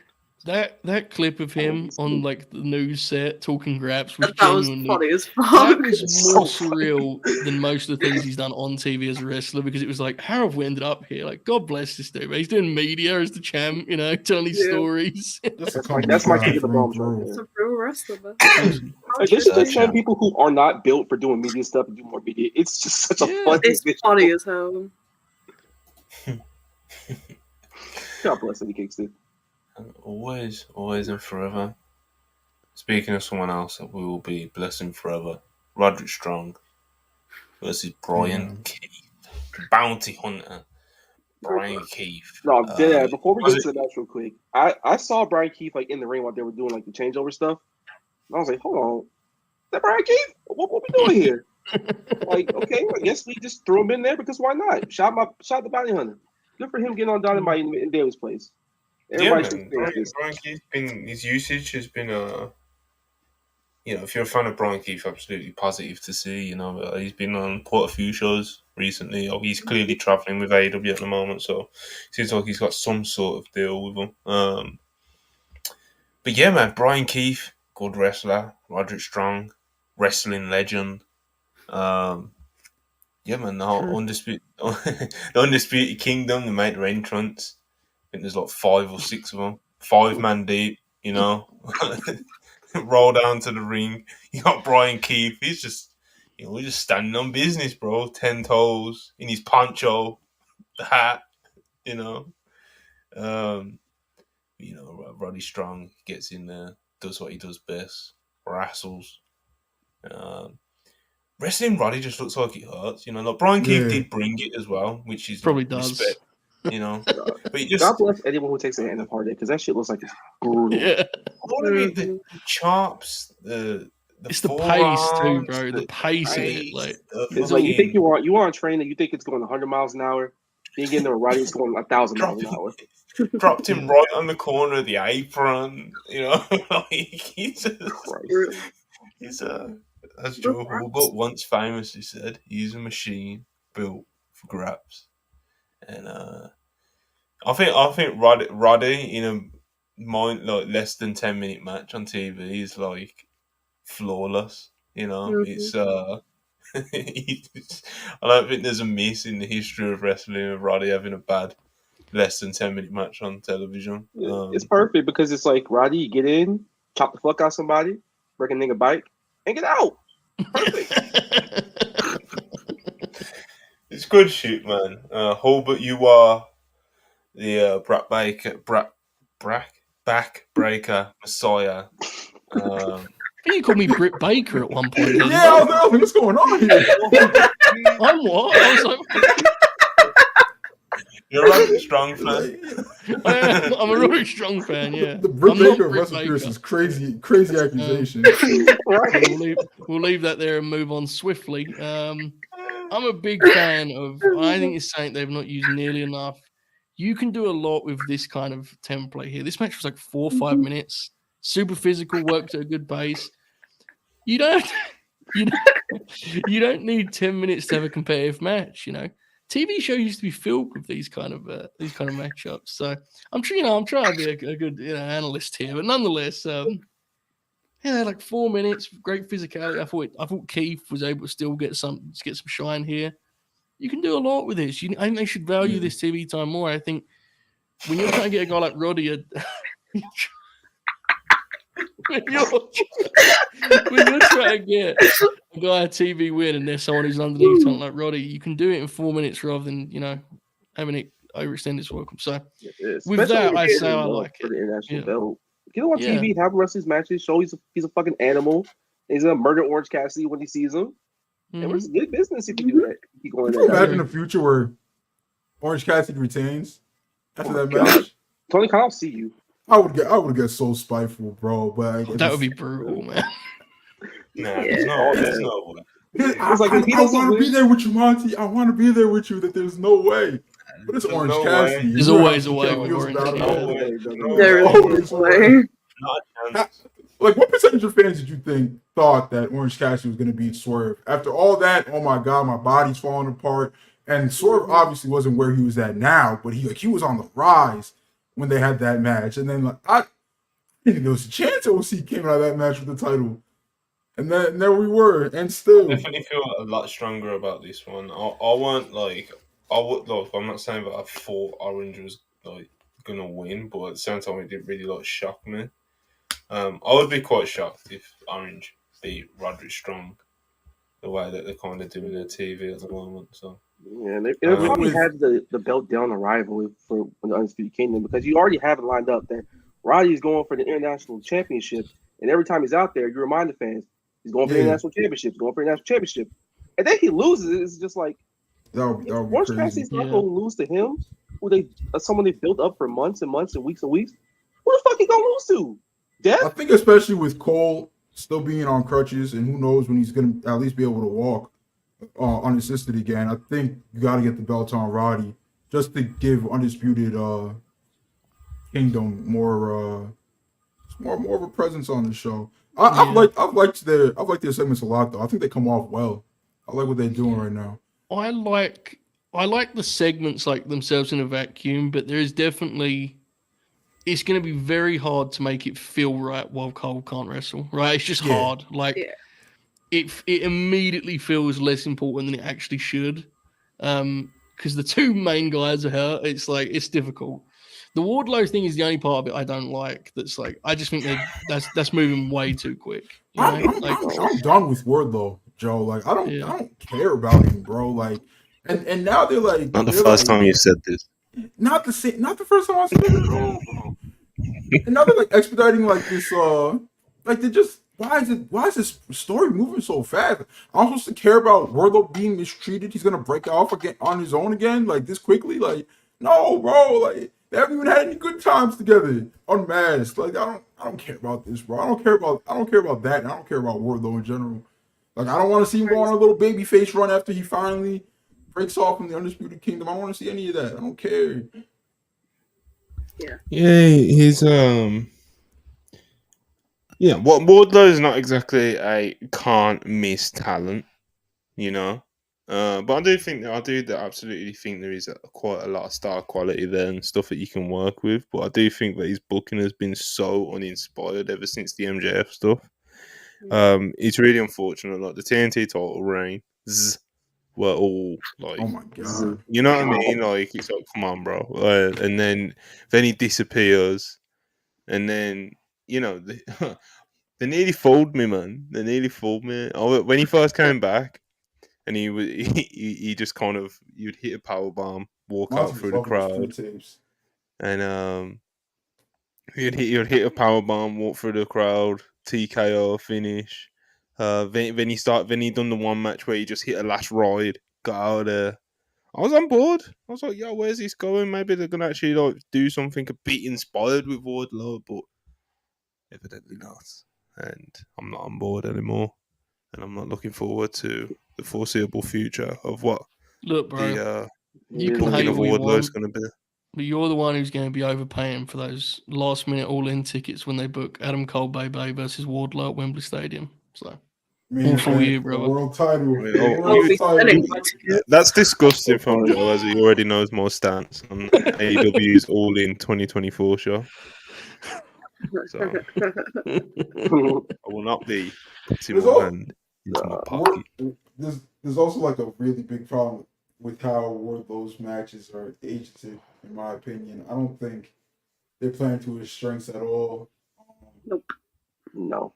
It's like they treat him like this big man who just beats you in 2 seconds, get out, power bombs a couple times. But there are better big men in AEW who do this better than he does. It's not close. Like Lance Archer, I said he did fucking jump. I was just gonna bring up Lance. I was like, I want to watch him work way more than I want to watch Wardlow work. I wasn't familiar with Hammerstone all that much, so I was like, I'm gonna go on his cage match. I'm gonna look at those top matches. And I'm gonna watch him. Bro, he blows Wardlow out the fucking water. Bro. He's a beast, man. He can go. go. He blows Wardlow out the water, bro. Like I watched both of them had 2 matches, and I watched Oh, dude, the second one of those is incredible. What was this match I watched? Hold on. Bro, and then one of the Fat 2 matches, bro, like he snapped his ankle in 2, like literally broke his ankle, and he's just out there just throwing Fat 2 around the ring, bro. Like he's got a way deeper bag than Wardlow, even on one leg. Like he's got to be the guy for TNA. TNA got to build around him, right? Yeah, you got to build around him. I don't pay all that much attention to TNA, but I feel like their world title booking is really bad. But we'll see. We'll see if they can turn that around. Yeah, man. I will say that little like promo cold cut talking about Wardlow. He's one of the greatest big men in AEW history, brother. We've been here for 5 years. What are we doing? I don't think it's true anyway. It's not true. Which is even funny. It's not true at all. It's a ridiculous thing to claim for many reasons. Beyond the it's just not true. Like, it's literally that he trying to make that motherfucker look vicious meme come to life. I'd even put Archer over him. Like he's beating Mox clean. Like he's actually had good matches. The Wardlow element of the story is really tough without Max, man. Yeah, he's just standing there. Yeah, it's so like he's just standing there. A lot of the things that I would be most critical about regarding Wardlow aren't really his fault. So yeah, but at the same time, like I said, he's not exactly a can't miss talent at the same time either. So unfortunate. Yeah, very spiteful about Wardlow.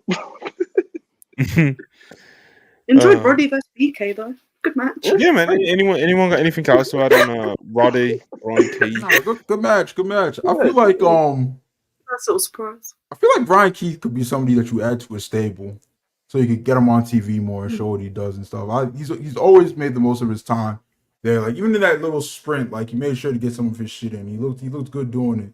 I'm a fan. I haven't watched a lot of his indie stuff. Like I wasn't that familiar with him. I watched his bowler run. I liked that a lot. But besides that, like I wasn't tapped into the Texas Indies. So I've liked what I've seen. He's turned me into a fan. Yeah, one thing actually, this is what I was gonna say about Roddy. Roddy's neck, I know it's his gimmick, but his neck is like actually fucked. Oh, it's fucked. Yeah. You know what it was? It was the when you watch him. Go on. No, go on. I was just gonna. It was he used to do that perverse thing where he would take the Styles Clash on like the top of his head, and when he did that in like 04 maybe, and when AJ left TNA, his first match in Ring of Honor was with Roddy, And he did it again. And AJ, there's an interview of AJ, says like he does it on purpose. I don't know why he does that. Like he knows how he's supposed to say. That's what he does. And that's fucked his neck up forever. So yes, carry on. Roderick Strong's neck is fucked. It's fucked. You know, Roderick Strong is not built for anything else but wrestling. And that's watch him wrestle, bro. When you watch that man wrestle, bro, you don't think it like, yo, this is a guy who's like, you know, he's somewhat lucky to still be able to like wrestle the way that he does, you know? Like he does not wrestle like someone who's, you know, got that bad of a neck, you know. Everything still has the same snap, he still works at the same pace. You know, that jumping knee, still crisp, you know, he's just a beast, man. He is a beast, and like I said, he kind of makes you forget that like his neck is hanging on by a string. You know, he's one of those guys now who can't like you can see he can't like fully turn his head properly. It takes him a couple of hours to. Dude, you can see like just the way he carries his head. You can see it's just pain. Like, but that dude has his engine and his stamina is like it's crazy. The guys always talk about it, right? Like he pushes a serious pace, man. You have to be ready when you wrestle him. Yeah, you see it on the faces as well. Like, I know, you know, obviously. You know, selling, whatnot, but like you can tell sometimes when Roddy like gets going with someone, they're like, It was one with the Andretti match. Remember the Andretti match where Roddy nearly died again, and like you could see Andretti was like adjusting to. I thought he did pretty well hanging in there, but at some point he just had to start whacking Roddy, getting away from him, like fucking stay away. It's like welcome to the Terror Dome when you're in there with him. Which is like it's perfect that he put BK in there with him because he has a certain amount of intensity. Yes. And for a short burst, it works great with someone like Roddy, who, like I said before, you think it's a train going 100, he's going 1,000. And if you match it, it'll be good. And shout out to for actually getting offense. Absolutely. Keith's work has really translated well to TV. Really translated. Some guys will come from the indies, go on TV, and their work looks too loose or it doesn't. He's just translated immediately. He's super sharp and aggressive and has that intensity you mentioned. So he's done a hell of a job so far. It's probably pick up with for AEW if he is signed. Fresh to TV with guys like him too. Definitely. Mm-hmm. He comes out in a poncho, bro. Like, he was the warmest man in the building. I'll tell you that now. You got a quick super chat. Keep them coming because we're gonna try to get through some super chats at the end of the show, but this is an interesting one. Aaron, 499. Shout out to my little bro Marcus, and shout out to all the WrestlePurists except Jimmy Kimmel. I know him and Phil are scared of that list. The craziest thing about this somehow is the fact that it suggests Jimmy Kimmel was a big WrestlePurist fan. It's all cool. Aaron, how'd you accuse? Yo, Aaron, if you have some information to send to me about Phil and any of these lists that you speak of, just DM me. You know my ad. It's on the screen. I'll disseminate that information properly among the masses. Yeah. But yeah, like I said, keep the super chats coming. I'll try to get to them. Well, I will get to them once we finish doing this Dynamite review because we only got a couple segments left. All right. Deonna Purrazzo is interviewed at backstage. You know, she's calling out Toni Storm and whatnot. She's new in AEW, the new big signing for the women's division. But she's interrupted by Red Velvet, who challenges her to her first. It wouldn't be her first AEW match, but it'll be her first match since she signed AEW. So, very good first match. I think Red Velvet is very, very nice in there. So, I'm always happy to see her getting reps, especially in the. You know, this will be a featured match. Of course, you expect it to get like at least, 8 to 10 minutes at least. So I think this will be. I think this will be quite a good one. Yeah. I know you're not the biggest Deonna Purrazzo fan coming in. You are skeptical of the lady, but Red Velvet, he could move you a little bit. I'm a big Red Velvet guy. Not really interested in seeing her lose to Deonna Purrazzo, but her being on TV, good look. Hope she has a great showing. Deonna, it's your chance to show me something. Show me something on Saturday. Will I be watching? I don't know. Battle in the Valley, that card looks crazy. It's on at the same time. Well, I'll circle back and watch it if it makes Joe Horbert's match guide. That's my challenge to you. Deonna Purrazzo. Make Joey's match guy, and I'll check out the match. Over Promotions is watching. Yeah, always watching, brother. Always watching. Watching Battle in the Valley. Pinnacle of professional wrestling quality, the Joe Hulbert match guide. Joe, do you think this match stands a chance of making your guide next week? No, but not really. Not because I think it'll be good. I just don't think it's really, they're going to go out there to get Deonna a win, right? Like, I like Red Velvet a lot, but I don't think they're going to be going out there kind of swinging for the fences of an epic, so probably not. There's a lot of wrestling to cover, unfortunately, but I like Deonna. I like Red Velvet, so I'm pretty hopeful the match will be a fun TV match. It's just the goal is not have a great match. The goal is get Deonna a win, basically, right? So I think they'll do that well nonetheless. Yeah, like I'm more like AO on Deonna, but I like the idea of her. And then when I watch, I'm like, okay, I guess. But I mean, it'll be fine. Red Velvet's great. She makes everybody's offense look crisp as all hell. She's one of those talents. Just speaking on Red Velvet for a second, she is one of those talents where like they throw out there and it's like, okay, you bump like a mad woman, go out there and make them look good. But I do think she can be a lot more than that, and I hope they realize it in time. Yeah. But it's a good first start for Deonna. I hope she looks good in it. And good little business. I think it'll be a good match, man. I think Deonna's very good, to be honest. I like her quite a bit. Red Velvet, big fan of her. Especially, every time she gets a chance on TV, she seems to take it with both hands. So I'm quite looking forward to this. I do like a good women's TV match, like a good one that's given time and featured properly. For sure. Does Collision have a main event yet? Is there an allotted 25-minute Collision match yet, or are we still waiting for that? I don't think so. I'm not sure. I'm not sure. Could be something with Garcia, surely, right? I just know Copeland's wrestling. Hangman's doing a segment. There's a 6-man for the titles there. ROH 6-man titles. I've been told the Copeland match, and it's definitely not the main event. So. Oh, interesting. Oh God. Yeah. That can go several ways. Yeah. It's a big roster. It can mean a lot of different things. It's Anthony Henry, bro. Like, oh, well, hold on. He's like, well, yeah, let's just slow down a little bit here, mate. Throw up the Burt signal for that one, brother. Let's lock in. Want to talk about the Hulbert match guide? Yeah, now. He said, "Hold up, big word for it." Anthony Henry, he's gonna throw some kicks. The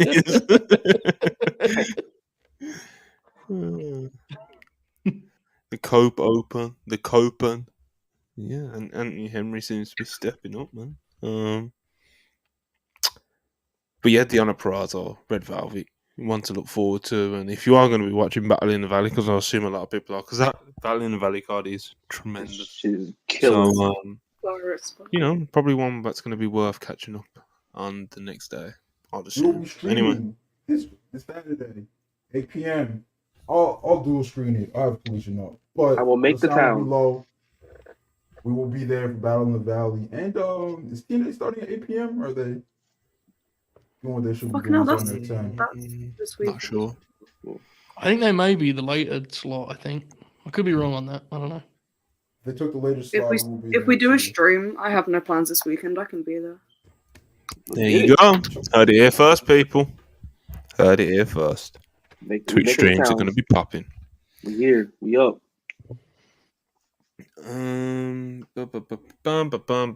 Deonna versus Red Velvet. Alright, main event time. Sting and Darby Allin defeat Powerhouse Hobbs. Konosuke Takeshita in what was this, brother? A street fight? No DQ? Tornado tag. There you go. I like a tornado tag. They do pop me as long as you don't do them too much, But yeah, man, Sting. God bless Sting, man. Steve Borden, you crazy bastard. Taking bumps through tables for the finish. Darby did a coffin drop from very high up, which did not look fun at all. There was points during the match, especially in picture-in-picture, where the commentary genuinely seemed terrified whether Sting was going to make it to the end of the broadcast. Yes. It was quite worrying as a fan sitting at home listening to the commentators be like, Sting's his Sting's breathing. He's, Bro, you know, I'm the type of wrestling fan that assumes every single horrific looking bump is perfectly fine until I'm told otherwise. I'm just like, oh, these guys are professionals. They know what they're doing. They know what kind of bumps they could take. It'll be fine, right? But that Scorpion death drop through those tables terrified me. Like, I was shook that Sting was not going to be all right. It wasn't even the most terrifying for me. The Darby one? It's just like Sting, like walking around looking like he's on the brink of a heart attack, and he's just selling for the most part. And then he'll just spring into life, do a few chops, you know. And then, like, if you go back and watch the match and you watch Sting in the parts in between, he literally looks like he's like dying in the corner. Jim Ross was terrified. Yeah, that was the comment you were referencing. Jim Ross was like, he was short of breath. Jim was like, he was ready to call a medic. He was fucking terrified. Man. Is everybody okay? Shout out to Ross though, spooky. because I read about how his health was doing, and I'm glad he's doing better now these days. So that's good. Yeah, man, absolutely. Yeah, man, JR, he's been on fire. Jim Ross, since he's come back, I've enjoyed Jim Ross quite a lot. You know, look, obviously I know I was just popping at him being worried about Stinger just then, but no, that showed he was watching it. Yeah, I was worried too. Yeah, a couple months ago, he would have been looking elsewhere. No, I think he sounded refreshed. Yeah, I'm thrilled by that. It's the Sting thing is definitely. I am like finding myself increasingly scared for the man, and it's like yes, especially because like the finish line is within reach, so you kind of wonder if he's going to get even more insane. It's just what I was wondering last night. I mean, I think Takeshita is obviously the greatest, and I love Hobbs as a talent, but neither of them you would necessarily describe as like, oh yeah, they're safe hands for Sting to go out there. Yeah. Take care of the 70-year-old man. Exactly. Two young fucking beefcakes, you know. Yeah. When Takeshita hit the jumping knee on him, I was like, oh my god, that looks sweet. So yeah, so I must admit, I enjoyed this match a lot, but I did watch. Especially that ad break, I was slightly terrified. So it kind of gave it a weird experience. Watching through your fingers, you know. I would say it was very watching. Yeah. I would say it was a very funny moment. I don't know if y'all caught it on TV, but the crowd was chanting like "We can't see" for good portions because when they first got into the crowd, they did not play it on the monitor for whatever reason. Like, no one could see anything unless you were like they were lucky that they went into your section. So like they chant, "We can't see, we can't see, we can't see shit," and then they finally turned it on. It was funny as hell. Yeah, it was a good time in the main event, you know. Very scared for my boy Sting. Darby is just Darby getting thrown across the ring and his head ricocheting off that fucking bottom rope. Oh my god. I was horrified. And then he got up and did a fucking suicide dive like it was nothing. I never thought that was going to be the spot that people clutch their pearls over and bad faith. It's because his head hit the rope, man. Yeah. Like, it was that's literally it. It hit it. How much worse is that than a back bump? The thing is with the rope. Yeah, the thing is when someone like lands on the rope or something like that, it's very unpredictable how it will ricochet off. You know, so I'd rather take that than a Styles Clash. Plus, it's Darby Allin. I've seen him take worse bumps in front of me. Like I've seen him get thrown off the stairs and rolled in front of me. And that shit was I don't know. It was like just because it was coming towards the camera as well, so you saw how badly his head ricocheted off that rope. Right. I was like, right, well, that's the end of it. He's not making it to Revolution. And the guy was like, oh. Y'all thought that was scary. Wait until Seth freaking Rollins tries to buckle bomb you. You'll see scary. Took out a world champion and a legend. Took out my icon. Y'all thought that Scorpion death drop was scary. Wait till Seth freaking tries to give you a ripcord knee. See if you can find your nose afterwards. I know we're focusing on the Sting part of the Scorpion death drop because obviously he's an older gentleman, but I do think we should probably like reference that the powerhouse Hobbs like inexplicably did like a flip when he landed. There was nowhere else for him to go. Because there's not much space. Also, why was there eyes on the table? It was really bothering me that these fucking tables had eyes on them. They walked across that little like party, like they was walking across, and Sting was like, he was on the edge of that. And I was like, good Lord, can I just go for this table before? It was quite said a Phil is sight. not taking that buckle bomb. I'd hope not, bro. If he wants to have a long career, if he wants to wrestle again. Yeah, scary but fun, I guess. You know, I'd say this match was. Hard was fun. I had a good time. It was a great good time. match. I really enjoyed it, but it's terrifying as well.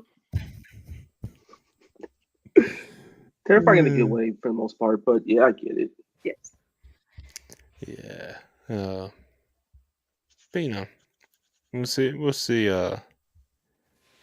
Well, we did see what Sting's going to be doing at Revolution. Very evidently, the reason why there's been such a great mood during this Daily Plays AEW Dynamite podcast. All right. So after Sting and Darby get the win, Tony, I think of course it's Tony Schiavone gets in the ring. He's like, who's going to be your last match? You know, and he goes to speak, and you know what music hits. It's a super kick party. The Young Bucks coming out, looking dapper, looking suave, looking like right pricks. Mustaches and all that too. We are so back. It's the way that it's the way, but I know Charlie probably noticed this. It's the way that they walked out with like their chins up, like, you know, like looking down on the moment. Oh, they're such pricks. I can't wait. You could stroll out there, blazers. One's wearing black, one's wearing white. They've got these ridiculous mustaches and facial hair, bro. It's just man. The Bucks grew weird facial hair, and we know what that means. You know, to take a saying from the late great Brody Lee. You know what that means. But yeah, happy to see the Young Bucks back. Of course, they've been gone for a minute. Honestly, I think I was saying before the show, like the Young Bucks return, not being imminent, wasn't really one of the things that I circled. Like, counting down the days for the Young Bucks to be back. I can't wait for the Young Bucks to be back. Like, that wasn't me at all. Like, but at the same time, I think, you know, the rest of the guys know I'm not like a Young Bucks hater or anything who's like a Young Bucks. You know, I like the Young Bucks. I like them quite a lot. But when I walked out yesterday with the mustaches and the get up, I was like, oh yeah. Where the boys been, you know? Back on their bullshit, bro. Yeah. But yeah, I was very happy to see the Young Bucks. Charlie, I know you was, so tell us about it. Absolutely fucking delighted. Like, their music hit, and I was just like, they're not going to talk during this segment. They're absolutely just going to walk out looking like pricks. And the suits were fucking comical. Like, why were they wearing 3-piece suits to dress how you want to confront, like, the icon Sting, I guess. But I'm so fucking excited. I'm going to Revolution. Like, it's called looking like money, Charlie. You wouldn't get it. It is. You wouldn't get it. They're the highest paid tag teams of all time. Wait a second. That was really fly out there, wasn't it? Look, there are levels to these things. There are different tax brackets that are at place. They strut out there in $20,000 suits. Probably a $40,000 watch on each of their wrists. Just the most distinguished mustaches that you all have ever seen, y'all. In y'all just low class lives. All right. I want each and every one of you people to say thank you to the Young Bucks for classing up your lives a little bit, for showing y'all some taste, for going out there just looking debonair, just suave, just like the two gentlemen that they are. All right. It can't all be NASCAR and FTR for you people. NASCAR and FTR. Oh my god. Oh dear. Just to let y'all know, if you ask her why they wasn't there on Daly's Place, I'll put that call in. The name Mayor Daly's Place ain't kayfabe. That's a shoot, brother. I'll put that call in. Mark said they banned. They're not good in Duval County. They're not good out east. NASCAR and FTR, you know. But yeah, AO's clearly very happy to see the Young Bucks back. Charlie's very happy to see the Young Bucks back. Marcus was a big part of making it happen. You know, we had to make some Put the deal calls. together. Yeah, you know, Well, we the had plan come together. to get the car ready. You know, but yeah, Joe. What are we thinking about this new look for the Bucks? And was you happy to see them last night? Because I feel like, you know, out of the 5 people on screen, we're probably, you know, we're not quite where Charlie A or Marcus are as Bucks fans, you know. Right. But we do appreciate them. We're definitely not like, you know, like I was saying earlier about myself. It's like I was glad to see them back. The look is hilarious. Like, immediately got me on board, even though I wasn't already. But it also just to me anyway, you could see it coming right, like for a while now, right? Like it felt like if Sting and Darby were going to do a traditional 2-on-2 tag, it kind of felt like inevitably where we would end up. So, yeah, I think it's the right choice. You know, I think you saw with the Forbidden Door match, like how the Young Bucks will plug Sting into their party match. I think you saw how effective that was. They're also the team that is going to be the natural heels in that setting, especially in Greensboro. I think they're going to have a lot of fun with that. So it always made sense to me. The only way I could see it being something else if it was like a 6 or 8 man, like unhinged all-star match with like, you know, just a combination of guys from that Sting handpicked. If it was going to be a 2-on-2 tag, it always followed the Young Bucks to me. So I was glad to see it come together like this. I'm glad they're going to be doing something different with their look. And it helps that different is one of the funniest things that I've ever seen in my life. So, yeah, maybe my favorite Young Bucks look yet.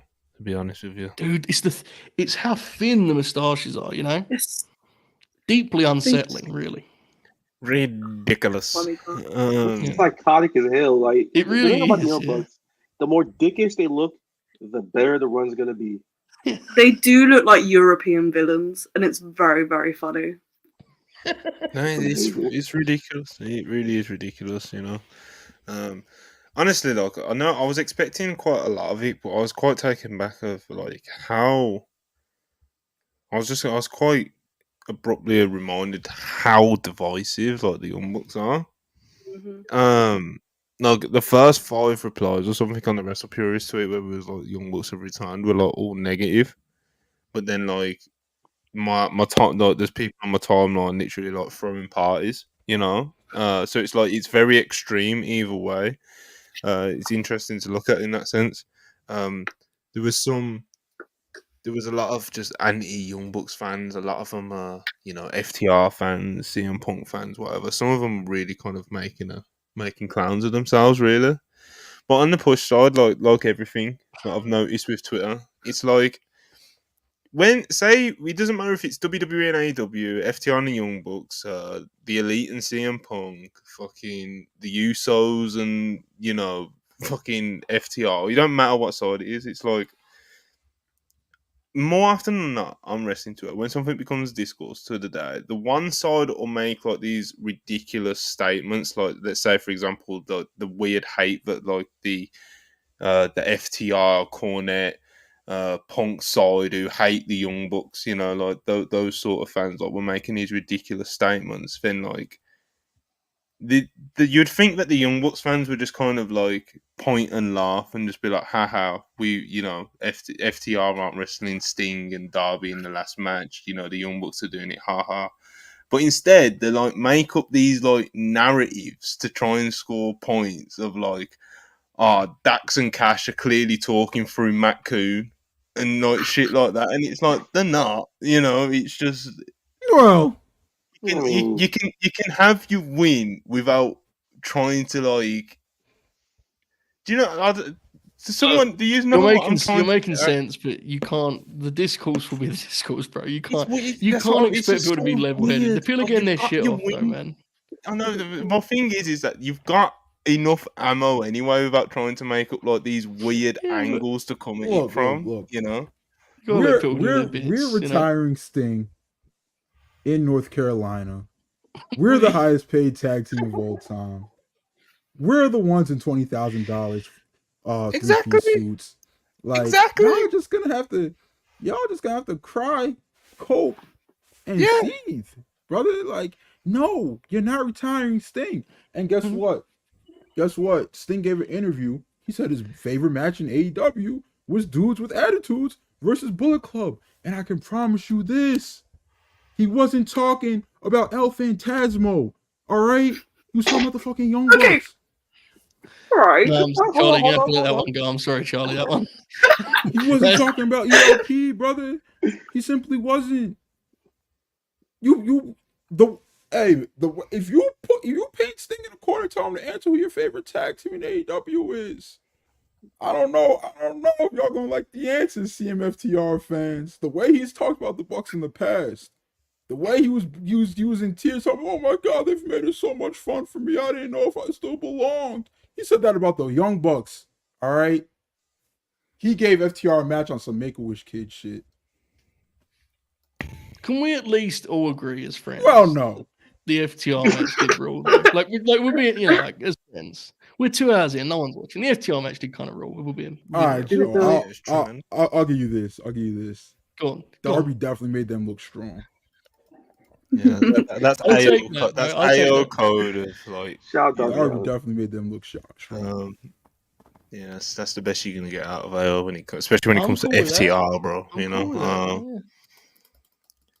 But obviously there was like I said, there was quite a lot of FTR fans who were just kind of like hating on the Bucks and FTR should have had that match.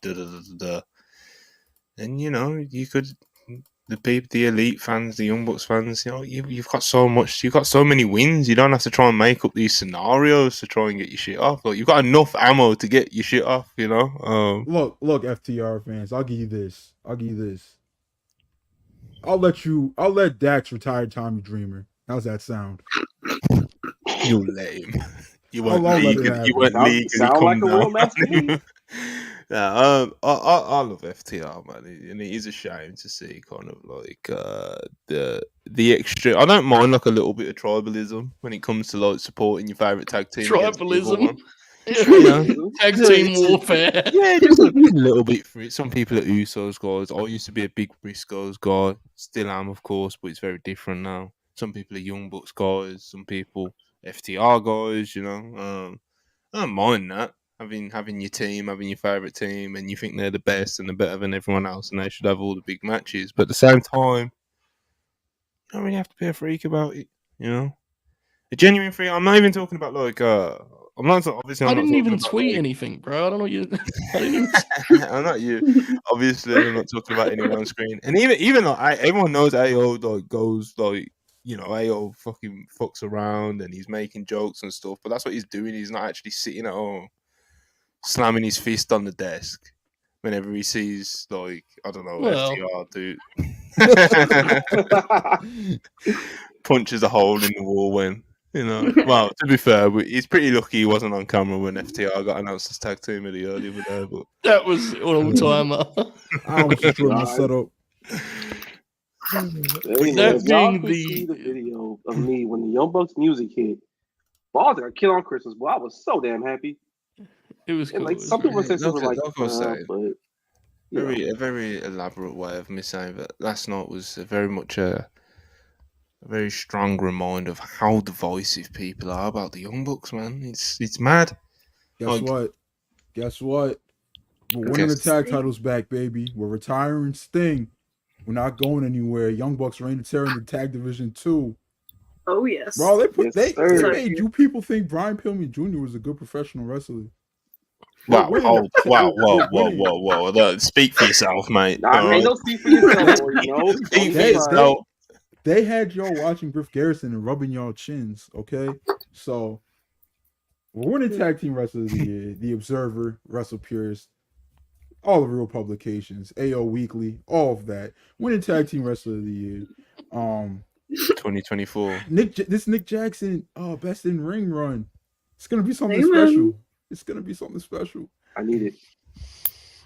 You remember when Dax Harwood came second and best in ring at the WrestlePurists? Yeah. What was that about? Nasty. What was that about? That era of industry playing Dax singles matches, bro. What the fuck? Bro, they were good matches, bro. No, I'm gonna tell y'all this, bro. Everybody knows the real beef in FTR is really me versus Dax, right? I prefer Dax Harwood singles matches to FTR tag matches, bro. I once spent 15 hours of a 24-hour charity stream pondering whether or not Dax Harwood should be the wrestler of the year. And every time a new guest joined us, my opening question would be, "Are you voting for Dax Harwood?" Yeah, I'm a pretty big fan. Is what it is, folks. I watch more of Cash. I know that for sure. I love them both, mate. Yeah, Cash like a true fan. He's so much more athletic than Dax. It's just like, I don't want. Yes. Something about his work, bro. Something about his work does not translate with me at all. Like Dax will go out there, he'll chop the shit out of you. He'll hit you with that. He'll hit you with that rebounding Liger bomb off the top rope. I'll pop for that, unfortunately. But there's nothing that Cash does out there. I'm just like, oh my god, yeah. I don't know. He just the dive he does is pretty cool. Yeah, he's very much a tag team wrestler. That's the best way to put it. Oh, I think they're both pretty neat. You know? But hey, man, everybody hate on the Young Bucks. Everybody that said, "No, they don't deserve to be in the spot." No, you're wrong. You're just wrong. Shut the fuck up and be wrong. Talk to him. It's okay to be wrong. Talk to him. Cry. Talk to him. Or you pussy ass nigga talking about, "Oh, Young Bucks ain't this." Cry. Talk to him. Cry in Spanish, German, Italian, Dutch, German, whatever it is. But y'all need to go ahead and do that, bitch ass niggas. League gang of dope bang. Call me. Party shit. Next bottle of tequila's on me, brother. Yes, sir. That 1800 coming straight to your door. A little song for your afternoon because I know you're gonna finish it. On that note, I need to go let my dog out quickly. I will be back. Hearing those yelps and crying, Jesus Christ! Yes. What you got going on over there, Charlie? Anyway, but yeah, it's unfortunate, but also very funny at the same time how kind of hysterical both sides can get of these arguments and discourse, you know. Now, like I said, it kind of gets unfortunate when people start looking for things that aren't actually there and pointing at things that aren't actually there. You know, it's like say if like Trent quote tweets something, because like Trent, someone who's done it before. You know, if Trent or Brandon Cutler's doing it now as a bit, like it's part of the gimmick. But like, say if someone like before a couple months ago, like if Trent quote tweets something and it seems like a shot at Punk or a Dax or someone, it's like, yeah, we all know that he's close friends and good friends with those guys, with like the Bucks and them. But that doesn't mean that the Bucks is like translating a message through Trent. Do you know what I mean? And it works both ways, man. You know, say, bro, these are grown men. Don't do what the fuck they want. I think it's a very valid point, Monty. But I'm pretty sure it only works one way.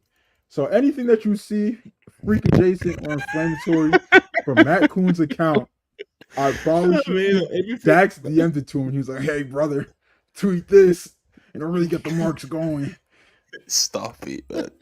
Matt Coon, Brian Lash, like, bro, we know they're not the biggest Young Bucks fans, and we know they're huge fans of FTR. So, of course, naturally, they're not over the moon to see the Young Bucks in such a big match with another wrestler. Actually, shout out to WrestlePurists' own Peps. Peps found a tweet from 3 weeks ago where Matt Coon was literally asking for the Young Bucks to retire Sting. He's like, "Yeah, no, it should be the Young Bucks." And now, yesterday, he was just crying about it, just over and over and over again.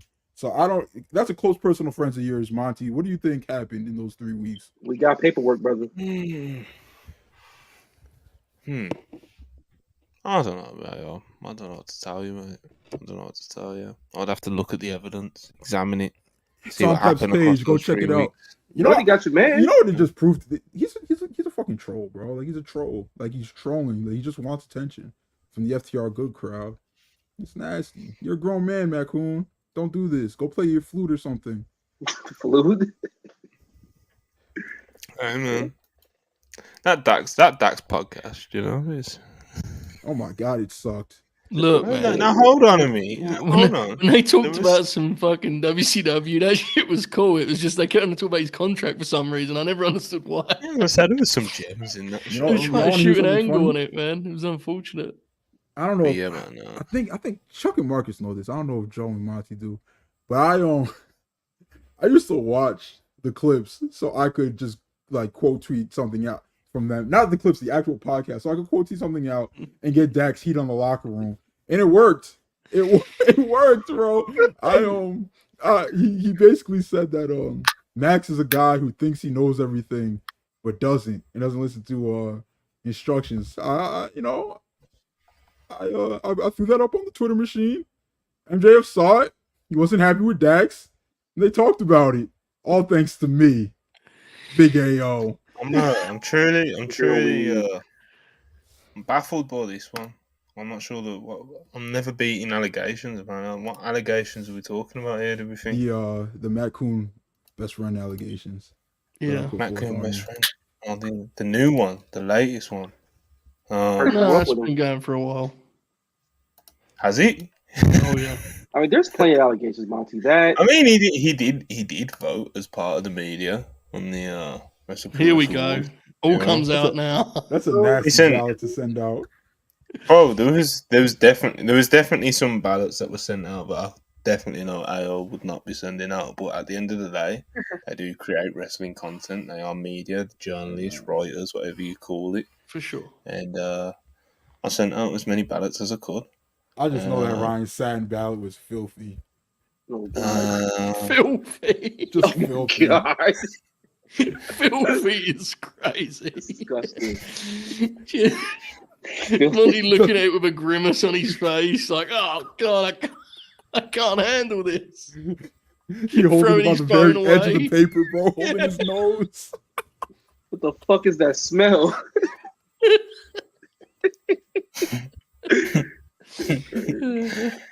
Listen, his ballot makes sense, you know.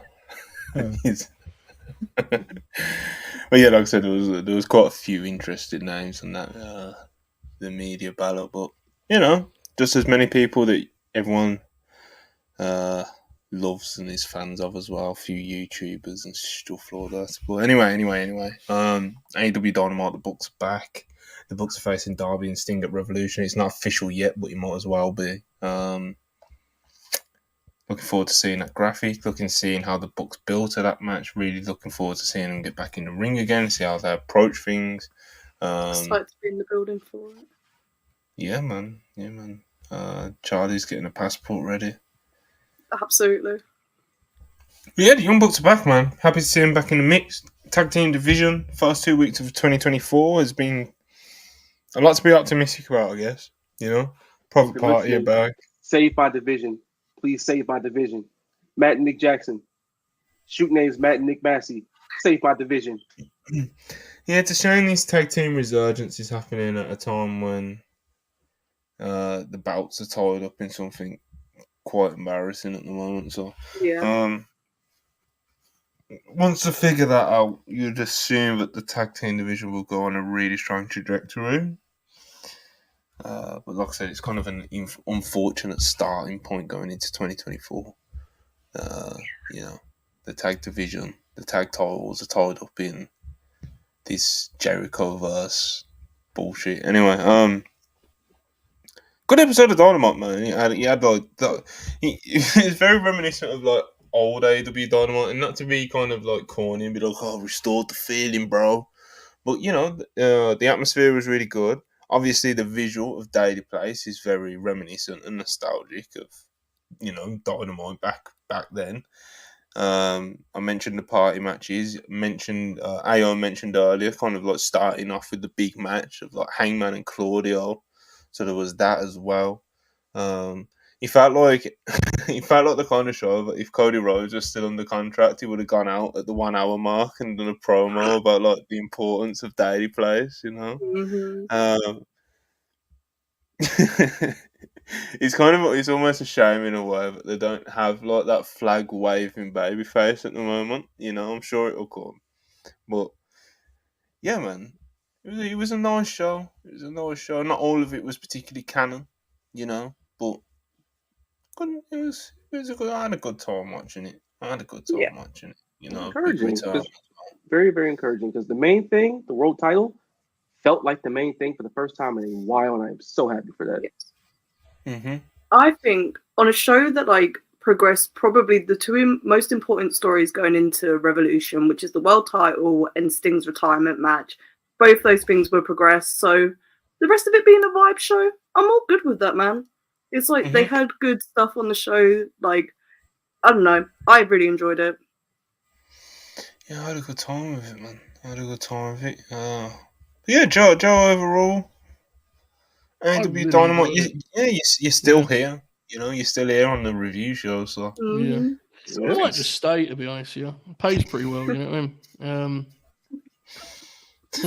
No, I really enjoy it. I think this year so far, like, it's very early days, but their 3 main TVs, I think, have been really good. Like, I loved Collision on set. I know a lot of people didn't. It wasn't for them, but that's like my kind of wrestling. Kind of wrestling you can sort of doze off a couple of times and wake back up. Dynamite has a certain energy. Dynamite, I think, thus far post World's End, early days, but I think there's a lot of reasons to be pretty optimistic about the lessons they learned from the kind of shaky times at the end of last year. So, I like the episode. I like the episode a lot. Yeah, that's a lot. Marcus, how was your... It's always weird asking someone who was there, because, like, if I ask you how your experience was, like, obviously you look at it as how your evening went, of, like, the 17 hours that you was out for. So it's like...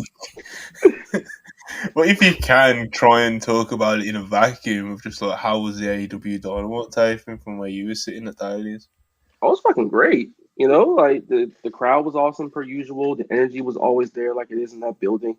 Filled in really quickly, and my section was awesome. I was like right in the middle of the ring, so I got to see everything pretty up close. They started off cool with the ROH taping. They had Top Flight out there, so that was nice.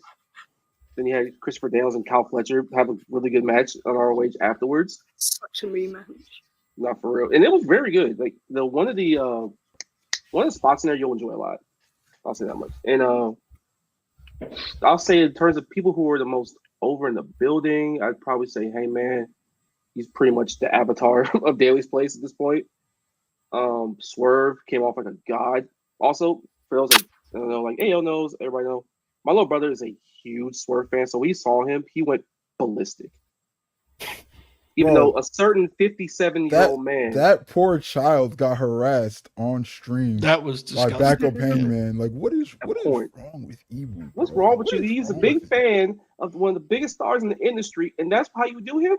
How dare you, old fuck? Happy birthday, by the way, you bitch ass nigga. But anyway, Dynamite was great. I had a great time. Froze my ass off. Fucking we ball. This is the games we play for grabs. Yeah, man.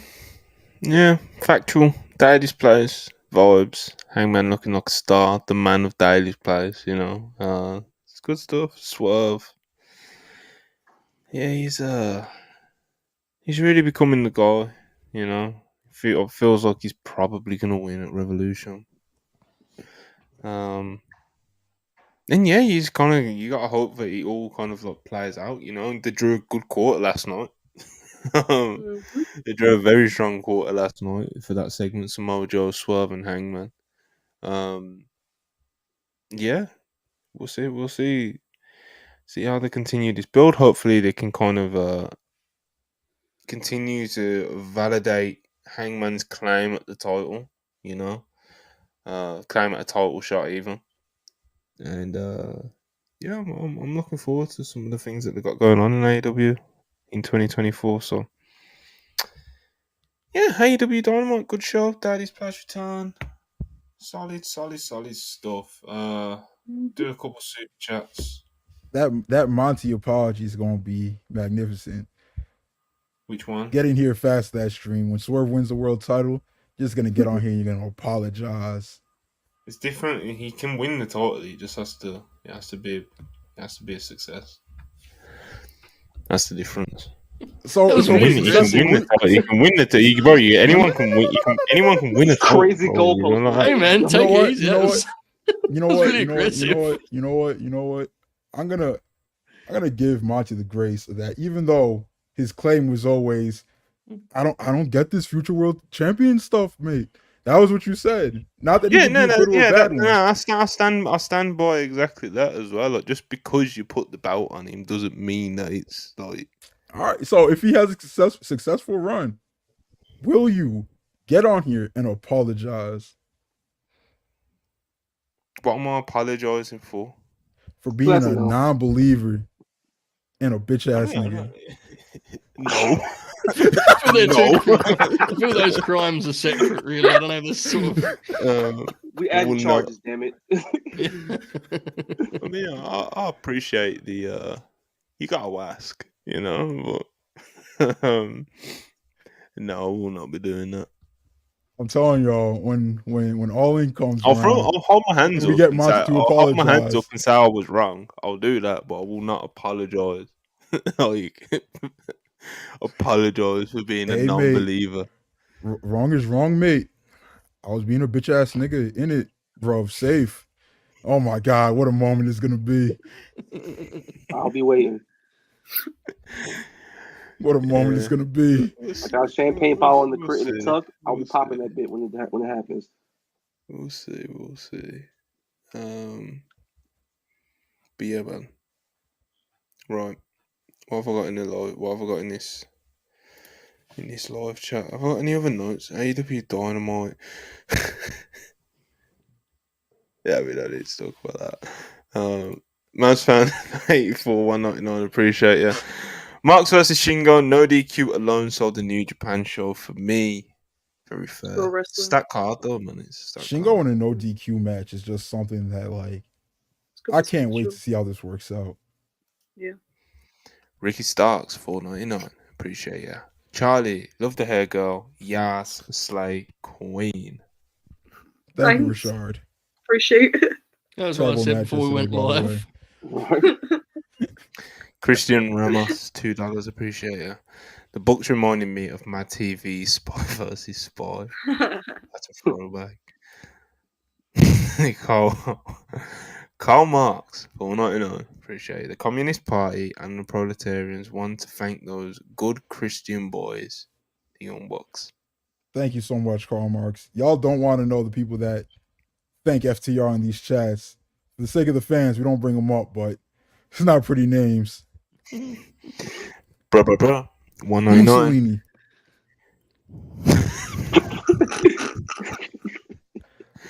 Bruh. $1.99. Saddam Hussein. Need Jack Perry with the books and not Cabana. What we thinking about this one?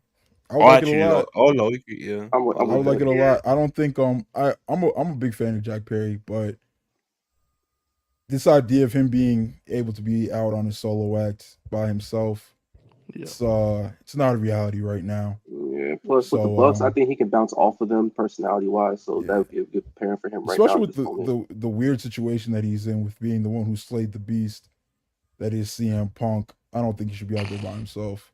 Yeah. So put him with the Bucks. I think it'll do really good stuff. I think it'll set up some really fun 6-man tags when the Bucks aren't defending their titles. Let's do it. Yeah, I don't think it's a terrible idea, to be honest. I do still think I'll always lean more towards Jungle Boy being a babyface, but yeah, man, we'll see when he comes back. I think just because of this situation, you can't just like throw him out there as a babyface and hope for the best. Like, at least let him have an arc to get back to being babyface, so the fans have a chance to get back behind him and stuff. Yeah, I agree. All right, Jack Perry. See when he comes back. Dynamite was good. Daddy's place is popping. I should go there more often. I agree. What was the attendance like? Does anyone know? 15,000. Yeah. It felt like it was like 3, but like the building's 45,000 screaming Swerve maniacs just running rampant in Daly's place. In the afternoon they announced they just got over 3, like around 12 p.m. around noon they said they got over 3. So I probably did like anywhere from like 3.2 to 3.5. 3.2 to 75, right? And that. He did say he was going to bring a collision here after the show, so. Yeah, about 3. Marcus, it was set up for 3,137. Okay. Marcus, you thought you were cold last night, mate. You wait until you're in minute 12 of a heat segment on Collision and the place is starting to go, you know? You just wait and see, bro. Long way to go. The idea of watching that 30-minute FTR House of Black match. in 40-degree weather on a Saturday night is insanity. That sounds like death. Will Chisholm, $5. I like the new books, but I got PTSD that Chris Jericho will try to get in their storylines. I think you gotta worry about that in a minute, brother. Yeah, the books are definitely. I think the books are definitely in a position where they'll turn around and just be like, "Yeah, we don't need any of that on our plate at the moment." We don't need none of that, man. We have a good thing going. Revolution's coming up. March, this run for here, the March is going to be good. After March is going to be great. I feel it in my bones. Fingers crossed. Yeah, I think the books are going to have a big year, man. And Need them they don't need one. They could retire now. If they are going to stick around, then you'd want them to have another year, like, 2021, 2022, those sort of times, because 2023 was, for their standards, a very quiet year last year. So yeah, man. Anything else anyone wants to mention, talk about, or whatever? Because I have a plug. Oh shit! I know. I have a YouTube channel now, folks. I've done it. I bit the bullet. Oh, absolutely not. Get it off now. Beyonce has gone solo. I did this for an hour earlier. It was deeply unsettling. Beyonce, as I just said beautifully, this piece of shit thinks he can just branch out without putting in an official notice to the office. Look, bro, I'm an independent contractor. He's coming around this. See what I'm saying, court, big man. I sent it to my lawyer, so it was all good. I let the chat earlier on my stream. You can check out, by the way. If you just go to my.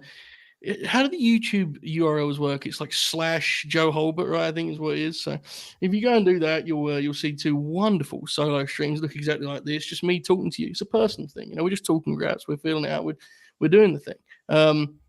And I let the people name the show, and the official name is the Holbert House Show, which I think is layered and fitting and on brand. So stay tuned at Joe Holbert on the Twitter for updates on the Holbert House Show. Please do subscribe, like, comment, all things of that nature, and support one of the great Puritans here at WrestlePurists who's just trying to do his own thing. Just try. It's a new year, man. Have to go out and swing big sometimes, Yeah, man. Go subscribe to the Holbert. You won't regret it. He's one of those guys who will just stream randomly, so you'll get your content's worth out of it. I think you've done 2 streams in 2 days so far, haven't you? So I have, yeah. What a worker. Y'all want a little laugh?